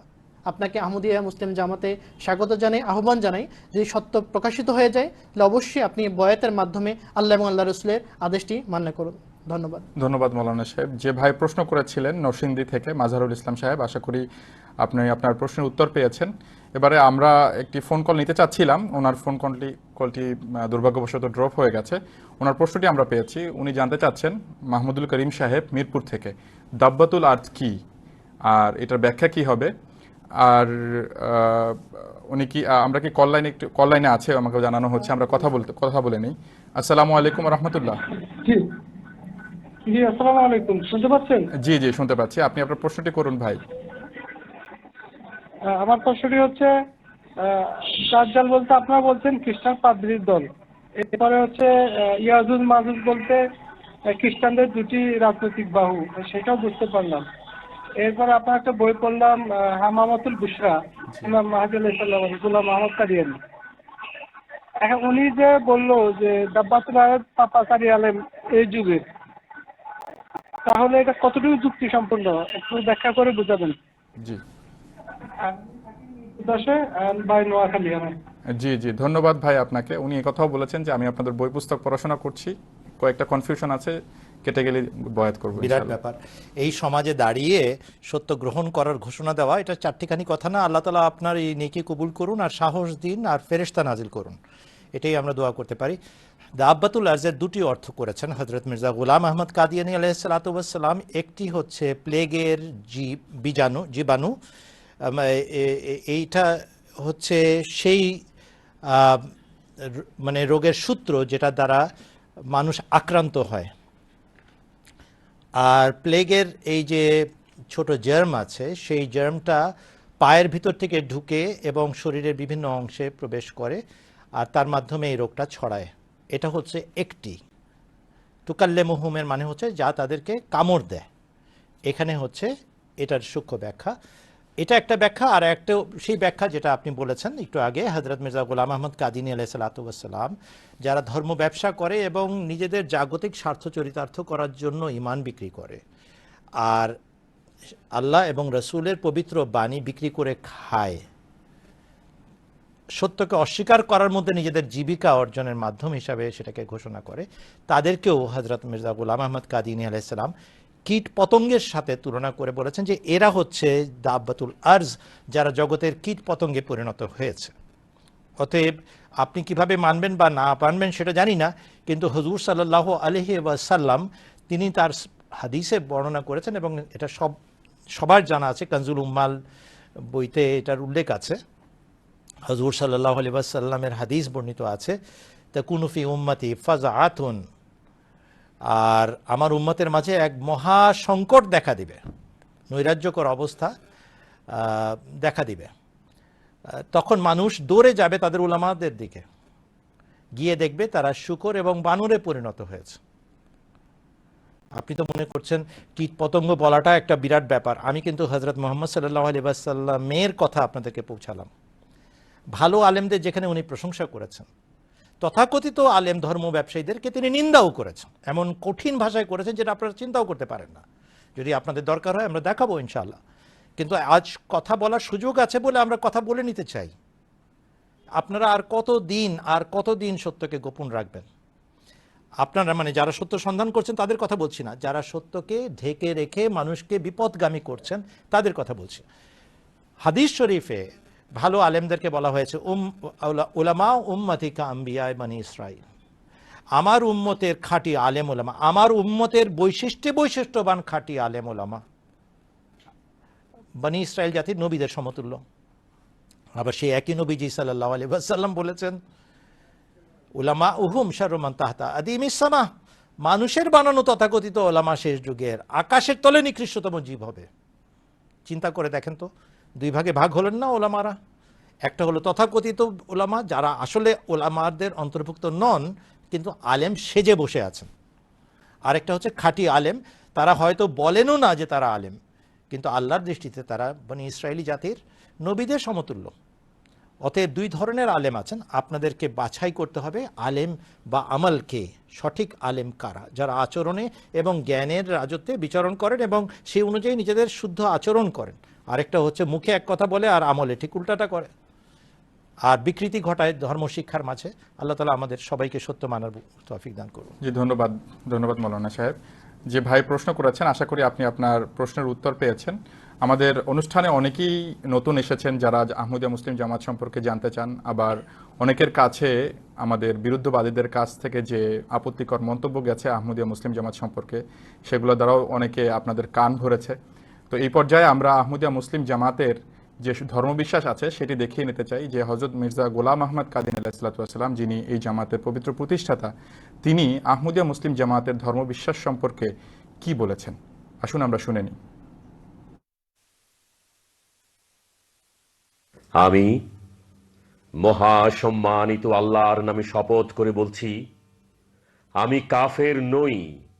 লা ইলাহা ইল্লাল্লাহু মুহাম্মাদুর রাসূলুল্লাহ হলো আমার বিশ্বাস, আর লাকে রাসূলুল্লাহ ওয়া খাতামান নবিয়্যিন হলো হযরত মুহাম্মদ সাল্লাল্লাহু আলাইহি ওয়াসাল্লাম সম্বন্ধে আমার ঈমান।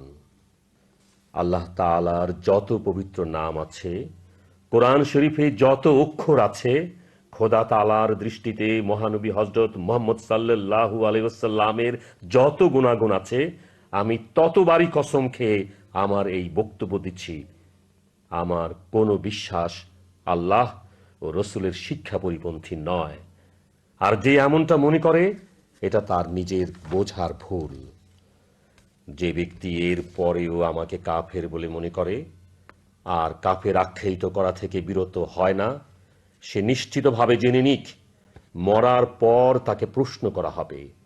আমি মহাসম্মানিত আল্লাহর নামে কসম খেয়ে বলছি, আল্লাহ ও রসুলের প্রতি আমি এত অগাধ বিশ্বাস রাখি যে এই যুগের সমস্ত ইমানকে যদি দাড়ি পাল্লার একটি পাল্লায় রাখা হয় আর আমার ইমানটি যদি অপর পাল্লায় রাখা হয়, তাহলে আল্লাহর অনুগ্রহে আমার এই পাল্লাটি বেশি ভারী হবে। কিরামাতুস সাদিকিন।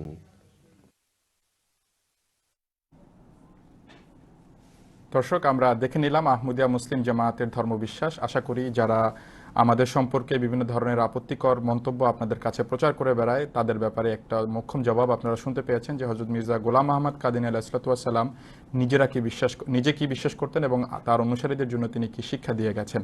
এখন এটার বিষয়ে আপনাদের বিবেক খাটানোর দায়িত্ব আপনাদের।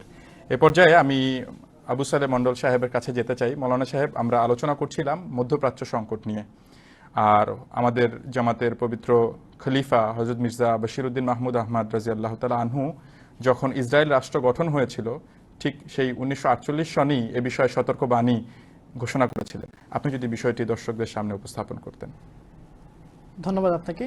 আসলে এটা একটা যুগ উপযোগী একটা বিষয়। বর্তমান পরিস্থিতি অনুযায়ী এই বিষয়টা আবার সামনে এসেছে। যেভাবে মৌলানা সাহেব বললেন, আমাদের হুজুর সম্প্রতি খুতবাতে এই কথা উল্লেখ করেছেন এবং দেখানোও হয়েছে, আল কুফরু মিল্লাতুন ওয়াহিদা, অর্থাৎ দলমত নির্বিশেষে সমস্ত কাফের অস্বীকারীরা আজকে ঐক্য জোট হয়ে রয়েছে।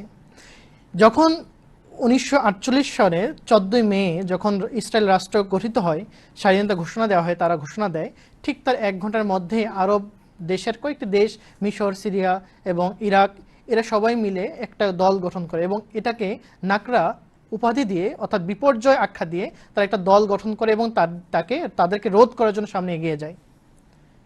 যখন তাদের সামনে এগিয়ে যায় তখন ইহুদিরা যে চক্রান্ত এবং ইহুদিদের যে কৌশল এখানে ব্যর্থ হয়ে তারা এখানে ব্যর্থতায় পর্যবসিত হয়ে যায়। হযরত খলিফাতুল মসিহ সানি আল মুসলিম মাউদ রাদিয়াল্লাহু তাআলা আনহু ঠিক সেই মাসেই এটা প্রবন্ধ লিখেন, যার নাম দিয়েছেন আল কুফরু মিল্লাতুন ওয়াহিদা, এবং এটি 31শে মে সেই মাসেই এটা আল ফজলে ছাপানো হয়েছিল এবং পরবর্তীতে এটা আরবি তর্জমা করে বিভিন্ন দেশে ছাপানো হয়েছিল, দেখানো হয়েছিল এবং এটা একটা সমাদৃত ছিল এবং অনেক প্রশংসনীয় একটা প্রবন্ধ ছিল।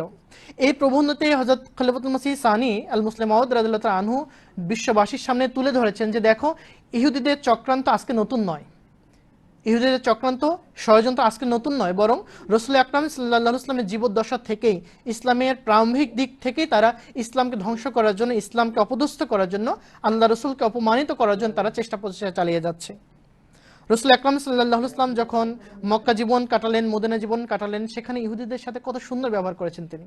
মদিনাতে যাওয়ার পরেই তিনি তাদের সাথে একটা সন্ধি চুক্তি করেছেন, সনদ করেছেন। তারপরেও তারা কি করলো? আল্লাহ রসুলকে বাড়িতে ডেকে নিয়ে পাথর নিক্ষেপ করে হত্যা করার চেষ্টা করলো। ইহুদি মহিলা খাবারের দাওয়াত দিয়ে মাংসে বিষ মিশিয়ে আল্লাহ রসুলকে মারার চেষ্টা করলো। তারপর আল্লাহ রসুল তাকে ক্ষমা করে দিয়েছেন, কিন্তু আল্লাহ তাআলা আল্লাহ রসুলকে সেই দিন বাঁচিয়ে দিয়েছেন। যখন সন্ধি চুক্তি ভঙ্গের কারণে, বিভিন্ন ষড়যন্ত্রের কারণে তাদেরকে দেশান্তর করা হলো মদিনা থেকে, দেশান্তর হবার পরেও তারা তাদের এই নেক্কারজনক ষড়যন্ত্র থেকে পিছপা হয়নি। তারা পারস্য সম্রাটের কাছে গিয়েছে, আল্লাহ রসুলের নামে, ইসলামের নামে কানভারি করেছে, তারা আহজাবের মতো এত বড় একটা যুদ্ধ পরিচালনা করেছে এবং তারা সমস্ত আরবকে নেতৃত্ব দিয়ে তারা প্রথম কাতারে দাঁড়িয়ে ইসলামের বিপক্ষে দাঁড়িয়ে তারা যুদ্ধ পরিচালনা করেছে। অর্থাৎ তাদের সাথে ইসলামের শত্রুতা, তাদের দুর্বিসন্ধি, তাদের নেক্কারজনক ছলছাতুরি, এটা আজকে নতুন নয়, বরং এটা অনেক আগ থেকে প্রমাণিত হয়ে রয়েছে। এখন কি করছে? রাসূল আকরাম সাল্লাল্লাহু আলাইহি ওয়াসাল্লাম যেখানে শায়িত রয়েছেন, ঠিক তার পাশে একটি জায়গা তার দখল করে একটা রাষ্ট্র পরিচালনা করছেন। হুজুর বলছেন, আমি এটা সন্দেহ করি, সংশয় প্রকাশ করি, হয়তোবা তারা সেই রাষ্ট্রকে কায়েম করার পর, সুদৃঢ় করার পর হয়তোবা তাদের উদ্দেশ্য হবে মক্কা এবং মদিনা। হুজুরের ভাষায় আমি যদি বলতে যাই, হুজুর বলছেন প্রশ্ন ফিলিস্তিনের নয়, প্রশ্ন হলো মদিনার। প্রশ্ন জেরুজালেমের নয়, প্রশ্ন হলো পবিত্র মক্কা নগরীর, প্রশ্ন জায়েদ ও বকরের নয়, প্রশ্ন মোহাম্মদ সাল্লাল্লাহু আলাইহি ওয়াসাল্লামের মর্যাদার। অতএব তাদের দুরূহের সন্ধি হযরত খলিফাতুল মসিহ সানি আল মুসলিম মাউদ রাদিয়াল্লাহু তাআলা আনহু এই তার প্রবন্ধে লিখেছেন যে তিনি মনে করেন বা সন্দেহ পোষণ করছেন তারা একদিন তাদের শক্তি জুগিয়ে মক্কা এবং মদিনাতে আক্রমণ করবে এবং সেখানে তার সমস্ত তাদের সেই স্থানের সেই জায়গার সম্মানহানি করবে। এ থেকে বাঁচার উপায় কি? এটাও হুজুর এই প্রবন্ধে তিনি উল্লেখ করে দিয়েছেন। আল্লাহ তাআলা পবিত্র কোরআনে সূরা আল ইমরানের 65 নামাতে উল্লেখ করে দিয়েছেন, যেখানে আল্লাহ তাআলা বলছেন যদি মতবিরোধ থাকে, তা মতবিরোধ থাকা সত্ত্বেও যদি নীতিগত বিষয় এক হয় তাহলে আহলে কিতাবদের সাথেও সন্ধি করা যায়, আহলে কিতাবদের সাথে ঐক্য জোট করা যায়। তাহলে আজকে কেন আমরা মুসলিম বিশ্ব মুসলমানরা তাহলে আজকে এক আল্লাহর ইবাদত করে এক আল্লাহকে মান্য করার পরে রাসূল আকরাম সাল্লাল্লাহু আলাইহি ওয়াসাল্লামের অনুসারী হয়ে তাকে ভালোবেসে পবিত্র কোরআনের উপর আমল করে এতগুলো মিল থাকার পরেও কেন আমরা আজকে একতাবদ্ধ হতে পারছি না? এখন সমস্ত মুসলিম উম্মাহকে একজোট না হওয়া পর্যন্ত আর কোনো গতান্তর নাই। এই যে বিপর্যয় রয়েছে, এই যে নেককারজনক বিষয়গুলো রয়েছে, এখান থেকে বাঁচার একটিমাত্র উপায় হুজুর সেই তার প্রবন্ধতে উল্লেখ করেছেন, সেটা হচ্ছে সমস্ত মুসলিম উম্মাহকে একতাবদ্ধ হতে হবে এবং এক উম্মতে ওয়াহেদা হতে হবে। এবং একটু আগে মৌলানা সাহেব যেভাবে বললেন সে কথা হুজুর এখানে উল্লেখ করেছেন, ইবাদাল্লাহিস সালিহিন হতে হবে, যে আল্লাহ তাআলার ইবাদত গুজার বান্দাতে পরিণত হতে হবে। যদি আজ মুসলিম উম্মাহ সমস্ত মুসলিম উম্মাহ একজোট হয়ে আল্লাহ তাআলার প্রকৃত অর্থে ইবাদতকারী হয়, তাদের তাকওয়ার মানকে উন্নত করে, তাদের কুরবানির মানকে উন্নত করে, তাদের ইবাদতের মানকে উন্নত করে, তাহলে এর মাধ্যমেই সম্ভব যে এই নেককারজনক অবস্থা, এই বিপর্যয় এবং এই ষড়যন্ত্র থেকে আল্লাহ তাআলা আমাদের এই মুসলিম উম্মাহকে রক্ষা করবেন। এই ছিল হুজুরের এই। জি, ধন্যবাদ মৌলানা সাহেব। হুজুর প্রথমেই সেই সূচনাতেই বলে দিয়েছেন ঐক্যই একমাত্র আমাদের এখন সমাধানের পথ। আমি দেখতে পাচ্ছি অনেকেই আমাদের ফোন লাইনে অপেক্ষা করছেন। আমি এখন কথা বলতে চাচ্ছি যাত্রাবাড়ি থেকে আমাদের একজন ওয়াহমদি বন্ধু, তার সাথে। আসসালামু আলাইকুম ওয়া রাহমাতুল্লাহি ওয়া বারাকাতুহু।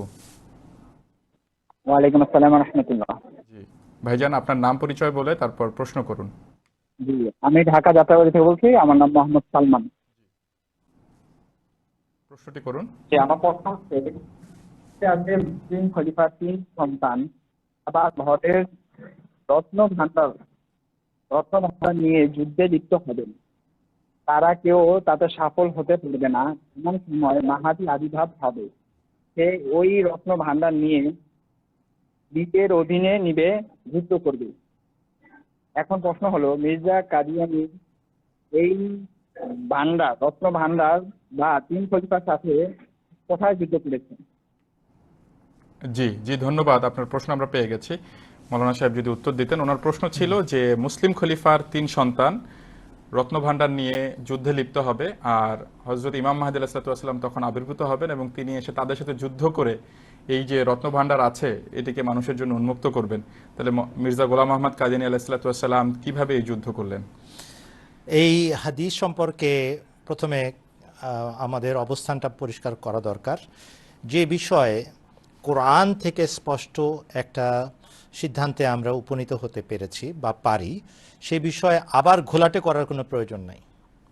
হযরত মির্জা গোলাম আহমদ কাদিয়ানী আলাইহিস সালাম নিজে বলেছেন, ইমাম মাহাদি সংক্রান্ত হাদিস 2-1টি ব্যতিক্রম ছাড়া বেশিরভাগ আচরযুক্ত, দুর্বলতার আচরমুক্ত নয়। ইমাম মাহাদি সংক্রান্ত হাদিস, এবং এটাও বলেছেন যে সম্ভবত আব্বাসীয় আমলে এই সব হাদিস রচিত হয়েছে, কেননা সব শাসকরা চাচ্ছিলেন ইমাম মাহদী যেন আমার বংশ থেকে আরোপিত হন, আমার দিকে আরোপিত হন, আমার বংশের প্রতি আরোপিত হন, ইত্যাদি ইত্যাদি ইত্যাদি। কিন্তু ঈসা আলাইহিস সালামের মৃত্যু যদি সাব্যস্ত হয়ে যায় এবং অকাট্যভাবে যদি কোরআন নির্ধারণ করে দেয় যে তিনি মারা গেছেন, আর হুজুর সাল্লাল্লাহু আলাইহি ওয়াসাল্লামের হাদিস ওয়াল্লাল মাহদিয়্যু ইল্লা ঈসা ইবনে মারইয়াম যদি আমরা স্পষ্টভাবে অনুধাবন করতে পারি, তাহলে এই শেষ যুগের আগমনকারী নেতৃত্বকে আমরা চিনতে পারি। ভালো করে মনে রাখবেন, 2টো পয়েন্ট বলেছি। একটা, ঈসা আলাইহিস সালামের বিষয়টি যদি কোরআন শরীফ স্পষ্ট করে দেয় মারা গেছেন, আর শেষ যুগের আগমনকারী মহাপুরুষ সম্পর্কে যে রাসূলুল্লাহ সাল্লাল্লাহু আলাইহি ওয়াসাল্লামের ভবিষ্যৎবাণী আছে সেটা যদি আমরা ধার্য করে নেই, ওয়ালাল মাহদিয়্যু ইল্লা ঈসা ইবনে মারইয়ামা, ইবনে মাজাহ শরীফের হাদিস, এবং শুধু ইবনে মাজাহ শরীফে এটা বর্ণিত হয়নি, এই একই হাদিস অন্যান্য হাদিসের সংকলনে বিদ্যমান, আর এই দুইটা পদ যদি আমাদের ক্লিয়ার হয় তাহলে কি দাঁড়াবে? আগের ঈসা মারা গেছেন, পরের ঈসা রূপক ঈসা, আর যিনি ঈসা তিনি মাহদি। আপনি নেতা পেয়ে গেছেন। বাকি যে হাদিসটা আপনি উপস্থাপন করেছেন সেখানে রত্ন ভাণ্ডার বিতরণের বিষয় আছে, এই কথাটা সত্য।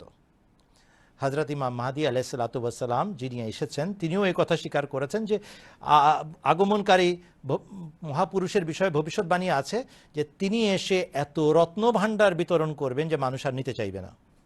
বলেন তো দেখি, হাদিস শরীফে কি এই কথার উল্লেখ নাই যে মানুষ সাংঘাতিক লোভী আর তার লোভের কোনো শেষ নাই? এমনকি যদি এক উপত্যকা সমান তাকে স্বর্ণ প্রদান করা হয়, হীরা মণি মাণিক্য প্রদান করা হয়, সে আরেকটা উপত্যকা চাইবে, আরেক উপত্যকা প্রমাণ, এই উপত্যকা সমান আমাকে ধন সম্পদ দাও। মানুষের পেট কেবল কবরের মাটি ভরতে পারে। এটা হুজুর সাল্লাল্লাহু আলাইহি ওয়াসাল্লামের হাদিস। একদিকে হুজুর সাল্লাল্লাহু আলাইহি ওয়াসাল্লাম বলছেন মানুষ সাংঘাতিক লোভী, তার লোভের কোনো ইয়াত্তা নাই, আর সে একই নবী সাল্লাল্লাহু আলাইহি ওয়াসাল্লাম বলছেন ইমাম মাহদি এসে এত ধনরত্ন বিতরণ করবে যে মানুষ আর নিতে চাইবে না। তার মানে এটা ওই জাগতিক ধনরত্ন নয়, জ্ঞানের ধনরত্ন। কোরআন শরীফের সুপ্ত গুপ্ত মণিমাণিক্য ছড়াবেন তিনি, এবং কোরআন থেকে আহরণ করে জগৎবাসীকে কোরআনের জ্ঞান বিতরণ করবেন তিনি, যে দেখো কোরআনে এটাও আছে, কোরআনে এটাও আছে, কোরআনে এই সূক্ষ্ম কথাটাও আছে। তখন আর লোক নিতে চাইবে না যে না না এত সূক্ষ্মতা আমরা বুঝি না। অথচ বর্তমানে জ্ঞান বিজ্ঞানের জগৎ এবং মানুষের যোগ্যতা অনেক বেড়েছে, মানুষ বুঝতে পারে, সূক্ষ্মতা জানতে পারে, অনুধাবন করতে সক্ষম, কিন্তু চাইবে না। কেন চাইবে না জানেন? হৃদয়ের কপাট খুলবে না, তাই। হৃদয়ের কপাট উন্মুক্ত করলে অবশ্যই জানতে পারে।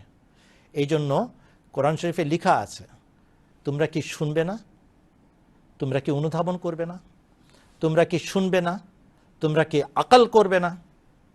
বিবেক বুদ্ধি খাটাবে না? এই দুইটা শর্ত যদি পালন করা হয় তাহলে কোরআনের সূক্ষ্ম জ্ঞানও আপনারা বুঝতে পারবেন। প্রথমে শুনেন ঠান্ডা মাথায়, তারপরে বিবেকে জিজ্ঞেস করেন যে এই কথাটা কি গ্রহণযোগ্য, তারপরে না আপনারা বিবেক সম্পন্ন প্রস্তাব অনুযায়ী সঠিক সিদ্ধান্তে উপনীত হতে পারবেন। অতএব ধনরত্ন অবশ্যই বিতরণ করার ভবিষ্যৎবাণী আছে, যেটা আপনি উল্লেখ করলেন, সেই হাদিসের এই অংশটা সঠিক। কিন্তু ওই যে যদি মনে করেন জাগতিক কোনো প্রিন্সের ছেলে পেলেদের সাথে নিয়ে ওনারা ঘোরাঘুরি করবেন, জি না, এরকম কোনো না। হাদিস শরীফে স্পষ্ট আছে আগমনকারী ঈসা দুই ফেরেশতার কাঁধের উপরে ভর দিয়ে আগমন করবেন, তার সমস্ত শক্তি যোগাবে ঐশী বাহিনী, জাগতিক কোনো বাহিনী তার থাকবে না। ঐশী বাহিনীর শক্তির সমর্থন লাভ করে তিনি জগৎময় নিজের কাজ সফল করে দেখাবেন এবং করছেন। অতএব রত্ন ভাণ্ডার অবশ্যই তিনি বিতরণ করেছেন এবং করছেন, কিন্তু নেওয়ার লোক নাই। আর সেই রত্ন ভাণ্ডার হচ্ছে কোরআন, সুন্নাহ এবং হাদিসের সূক্ষ্ম তত্ত্বজ্ঞান এবং ব্যাখ্যা, যেটা আল্লাহ তাআলা তাকে বুঝিয়েছেন এবং তিনি বিতরণ করেছেন। ধন্যবাদ। ধন্যবাদ মৌলানা সাহেব। যে ভাই সালমান সাহেব প্রশ্ন করেছিলেন, আশা করি আপনি আপনার প্রশ্নের উত্তর পেয়েছেন। এবারে আমি আরেকটি প্রশ্ন নিয়ে মৌলানা আবু সালেহ মন্ডল সাহেবের কাছে যেতে চাই। মৌলানা সাহেব, আমাদের বিরুদ্ধে বাজারে ছড়ানো হয় যে মির্জা সাহেব নাকি কোনো কোনো জায়গায় নবী হওয়ার দাবি করেছেন, আবার কোনো কোনো জায়গায় তিনি নবীর দাবি থেকে অস্বীকার করেছেন। বিষয়টি যদি একটু বুঝিয়ে বলেন মানুষের জন্য, কারণ এটা স্পষ্ট সবিরোধ মনে হয়, যদি একটু বুঝিয়ে বলেন। ধন্যবাদ আপনাকে। সময় স্বল্পতার কারণে আমি সংক্ষেপে উত্তরটা প্রদান করব। হযরত মসিহ মাউদ আলাইহিসসালাতু ওয়াসসালাম তার জীবদ্দশাতেই যখন আল্লাহ তাআলা তার সাথে কথোপকথন শুরু করলেন, যখন আল্লাহ তাআলা তার সাথে ওহী এবং ইলহামে করা শুরু করলেন, তখন থেকেই হযরত মসিহ মাউদ আলাইহিসসালাতু ওয়াসসালাম মানুষের কাছে জানানো শুরু করলেন যে আল্লাহ তাআলা আমার সাথে কথা বলেন। যখন প্রথম দিকে যখন এই সমস্ত নবী এবং রসুল হিসেবে তাকে আল্লাহ তাআলা আখ্যায়িত করছিলেন, তখন তিনি এটা ভাবছিলেন যেহেতু ইসলামী ইস্তেলাহাত অর্থাৎ ইসলামী পরিভাষায় সাধারণ মানুষরা মনে করে যে নবী এবং রসুলের বিশ্বাস হচ্ছে বা নবী এবং রসুল হচ্ছে তিনি আসার পর নতুন কোনো ধর্ম নিয়ে আসছেন, নতুন কোনো কালেমা, নতুন কোনো কিতাব নিয়ে আসছেন, এই কথাটা যেন মানুষের মনোমস্তিষ্কে গেঁথে না যায় এবং মানুষ যেন মির্জা গোলাম মোহাম্মদ কাদিয়ানী আলাইহিস সালামের এই নবী এবং রসুল দাবিটাকে বিভ্রান্তে না পড়ে, এই কারণে তিনি এই সময় তিনি এই কথাকে এই কালে আল্লাহ তাআলা বারংবার তার সাথে কথা বলাকে তিনি মুহাদ্দিস হিসেবে উপস্থাপন করেছেন। কিন্তু যখন বারবার আল্লাহ তাআলা তাকে নবী এবং রসুল বলে সম্বোধন করছিলেন এবং নবীর যে অর্থ তার দিকে আল্লাহ তাআলা বারবার তাকে মনোযোগ নিবদ্ধ করছিলেন, অর্থাৎ আল্লাহ তাআলা বারংবার তার সাথে কথা বলা, তাকে গায়েবের সংবাদ প্রদান করা এবং ভবিষ্যৎবাণী অর্থাৎ ভবিষ্যতে এমন সব কথা তার মাধ্যমে প্রকাশিত করা যখন এসব বারবার তিনি করছেন, বারবার আল্লাহ তাআলা সংবাদ দিয়ে তাকে জানাচ্ছেন, তখন তিনি বললেন হ্যাঁ আমি আল্লাহ তাআলার আদেশে বা আল্লাহ তাআলার সঙ্গেই তো নবী এবং রসুলে, আমি নবী এবং রসুল। কিন্তু মানুষ, সাধারণ মানুষ যে নবী এবং রসুলের যে সংজ্ঞা দিচ্ছে, নতুন শরীয়ত নতুন কিছু হবে, এমন সংজ্ঞাতে আমি নবী এবং রসুল নই, অর্থাৎ শরীয়তধারী কোনো নবী এবং রসুল হওয়ার দাবি তিনি করেননি। তিনি তার পুস্তকের, তিনি তার মৃত্যুর ঠিক আগ মুহূর্তে তিনি আকবরে আমে, তিনি যেদিন তিনি মারা যান, ইন্তেকাল করেন, ঠিক সেই দিন আকবরে আমে তার একটা প্রবন্ধ ছাপানো হয়েছিল। সেখানে তিনি স্পষ্টভাবে উল্লেখ করেছেন, আমি যেখানে যেখানে নবী দাবি করেছি, আমি যেখানে যেখানে নবী হবার দাবি করেছি, রসুল হবার দাবি করেছি, সেখানে শুধুমাত্র রসুল আকরাম সাল্লাল্লাহু আলাইহি ওয়াসাল্লামের অনুসরণে, তার চাকুর হিসেবে, তার গোলাম হিসেবে, তার দাস হিসেবে আমি উম্মতি নবী হওয়ার দাবি করেছি, যেটা সূরা নিসা 70 নম্বর আয়াতে আল্লাহ তাআলা উল্লেখ করেছেন। এবং যেখানে যেখানে আমি নবী হওয়ার দাবি অস্বীকার করেছি, সেখানে শরীয়তবাহী স্বতন্ত্র একজন নবী হওয়ার কথা আমি অস্বীকার করেছি। অর্থাৎ মির্জা গোলাম মোহাম্মদ কাদিয়ানী আলাইহিস সালাম যেখানে যেখানেই নবী হওয়ার দাবি করেছেন, সেখানে রাসূল আকরাম সাল্লাল্লাহু আলাইহি ওয়াসাল্লামের দাসত্বে, তার অনুসরণে, তার আনুগত্যে উম্মতি নবী হওয়ার দাবি করেছেন। এবং যেখানে নবী হওয়ার দাবি অস্বীকার করেছেন, সেখানে তিনি শরীয়তবাহী স্বতন্ত্র নবী হওয়ার দাবি অস্বীকার করেছেন। ধন্যবাদ। জি, ধন্যবাদ মৌলানা সাহেব স্পষ্ট করে বলার জন্য। এ পর্যায়ে আমি একটি ইমেইলের প্রশ্ন নিতে চাই। আমাদের কাছে ঢাকা নাকালপাড়া থেকে সাদাফ আহমদ মাহি সাহেব ইমেল করেছেন। তিনি জানতে চাচ্ছেন যে হযরত মির্জা গোলাম আহমদ কাদিয়ানী আলাইহিস সালাম তো কখনো হজ করেননি, অথচ নবীজি সাল্লাল্লাহু আলাইহি ওয়াসাল্লামের জীবনের গুরুত্বপূর্ণ অংশ ছিল হজ। একজন মাহাদি হয়ে কেন তিনি হজ করেননি? একটু বিস্তারিতভাবে উত্তর দেওয়ার সুযোগ আছে, আপনার হাতে 4 মিনিট সময় পাবেন। 4 মিনিট অনেক টাইম। হজের জন্য শর্ত পূর্ণ হয়নি বিধায় তিনি হজ করতে পারেননি। হজের জন্য শর্ত আছে। হুজুর সাল্লাল্লাহু আলাইহি ওয়াসাল্লাম কয়বার হজ করেছেন? প্রশ্ন, হুজুর সাল্লাল্লাহু আলাইহি ওয়াসাল্লাম জীবনে একবার হজ করেছেন, উত্তর, তাই না? কেন বেশি করেননি? কেন বেশি করতে পারেননি? কাবা শরীফের ভালোবাসা বা কাবা শরীফকে কি তিনি কিবলা হিসাবে ঘোষণা করেন নাই? মুসলমান যে কোনো মুসলমানের তুলনায় আল্লাহর শাআইরুল্লাহ, আল্লাহ নির্দেশক লক্ষণাবলী, চিহ্নাবলী কি তিনি বেশি বুঝতেন না? তারপরেও কেন তিনি মাত্র একবার জীবনে হজ করলেন? কেননা এর আগ পর্যন্ত তার জীবনে হজের শর্ত পূর্ণ হয়নি। একেবারে হেরেম শরীফের কাছে, হেরেমের এলাকা ঘেঁষে হুদায়বিয়ার প্রান্তরের একেবারে প্রান্তে গিয়ে তার উট কাসবা দাঁড়িয়েছে, এরপরে হেরেম শুরু হয়ে যায়। সেখানে গিয়েও তিনি হজ করেন নাই, উমরা করেন নাই। কেন করেন নাই? কেন সোহেল বিন আমারের সাথে চুক্তি করেছেন? কেন উরওয়া বিন মাসুদের সাথে আলোচনা করেছেন? কেন বারবার বিভিন্ন নেতার সাথে উনি আলাপে বসেছেন? সব করার পরও অগ্রসর হন নাই হজের জন্য বা উমরার জন্য। কেন? শর্ত পূর্ণ হয়নি বিধায়। কি শর্ত পূর্ণ হয়নি? নিরাপত্তার শর্ত পূর্ণ হয়নি। নাকি উনি কাপুরুষ ছিলেন, নাউজুবিল্লাহ মিন যালিক? নাকি হযরত উমর কাপুরুষ ছিলেন? নাকি হযরত আবু বকর সিদ্দিক কাপুরুষ ছিলেন? কোনো বীরত্বের কোনো অভাব ছিল তাদের মাঝে? না, ছিল না। কেন করেননি? শর্ত পূর্ণ হয়নি বিধায় করেননি। সুতরাং নিরাপত্তা হজ করার একটি বিরাট বিরাট বিরাট শর্ত।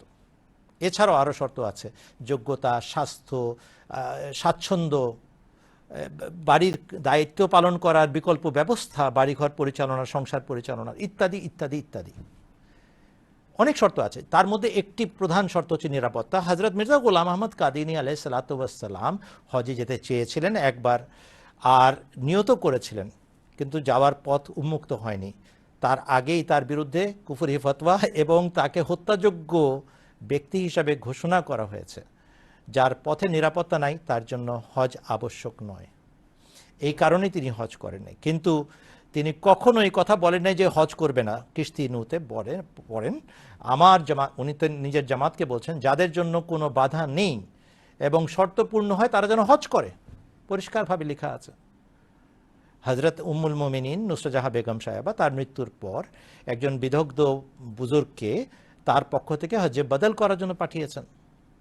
আহমদিয়া জামাতের সদস্যরা, বরং আহমদিয়া জামাতের প্রথম খলিফা হাজি, দ্বিতীয় খলিফা হাজি, আহমদিয়া জামাতের সদস্যরা হজ করে এসেছেন এবং হজ করে যাচ্ছেন। এবছর অনেক অনেক লোকে হজে গেছে। বাংলাদেশ থেকেও গেছে, ইংল্যান্ড থেকেও গেছে, বিভিন্ন দেশ থেকে গেছে, ইন্দোনেশিয়া থেকে যায়, মালয়েশিয়া থেকে যায়, যাচ্ছে এবং আসছে। যেখানে যেখানে শর্ত পূর্ণ হচ্ছে হজ করছে। তিনি কেন করেননি? কেননা শর্ত পূরণ হয়নি। আপনি আশ্চর্য হবেন প্রশ্নকারী যে এই যে শর্ত পূর্ণ হওয়াটা এত আবশ্যক, এটা যদি না বুঝেন তাহলে ইসলামের একটা মৌলিক শিক্ষা আপনি বুঝেননি। রোজা রাখা খুব আবশ্যক শর্ত না, ফরজ না?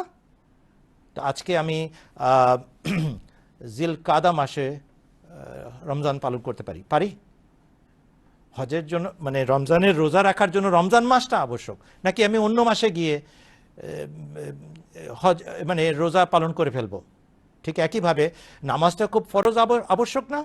তাহলে আমি অকাতে মামনুয়া ঠিক সূর্য উদয়ের সময় নামাজ পড়বো, ঠিক মধ্যাহ্নের উপরে যখন সূর্য দাঁড়ানো আছে মধ্যাহ্নে তখন নামাজ পড়বো, ঠিক যখন সূর্যাস্ত ঘটছে তখন নামাজ পড়বো। পারবো আমি পড়তে? নামাজ ফরজ তো, খুব ভালো ইবাদত তো, কেন পারছি না? নিষিদ্ধ, শর্ত পূর্ণ হচ্ছে না, সেই সময় নামাজ নাই। আমি অনেক বড় বুজুর্গ, আমি আসরের নামাজের পরে এখন অনেক নফল পড়তে চাই, পারবো? সূর্যাস্ত পর্যন্ত কোনো নফল পড়তে, কোনো সুন্নত পড়তে পারবো না। হুজুর সাল্লাল্লাহু আলাইহি ওয়াসাল্লাম নিষেধ করেছেন। ইবাদতের জন্য শর্ত আছে, শর্ত পূর্ণ হলে ইবাদত আবশ্যক হয়, শর্ত পূর্ণ না হলে ইবাদত নাই। ধন্যবাদ। ধন্যবাদ মাওলানা সাহেব।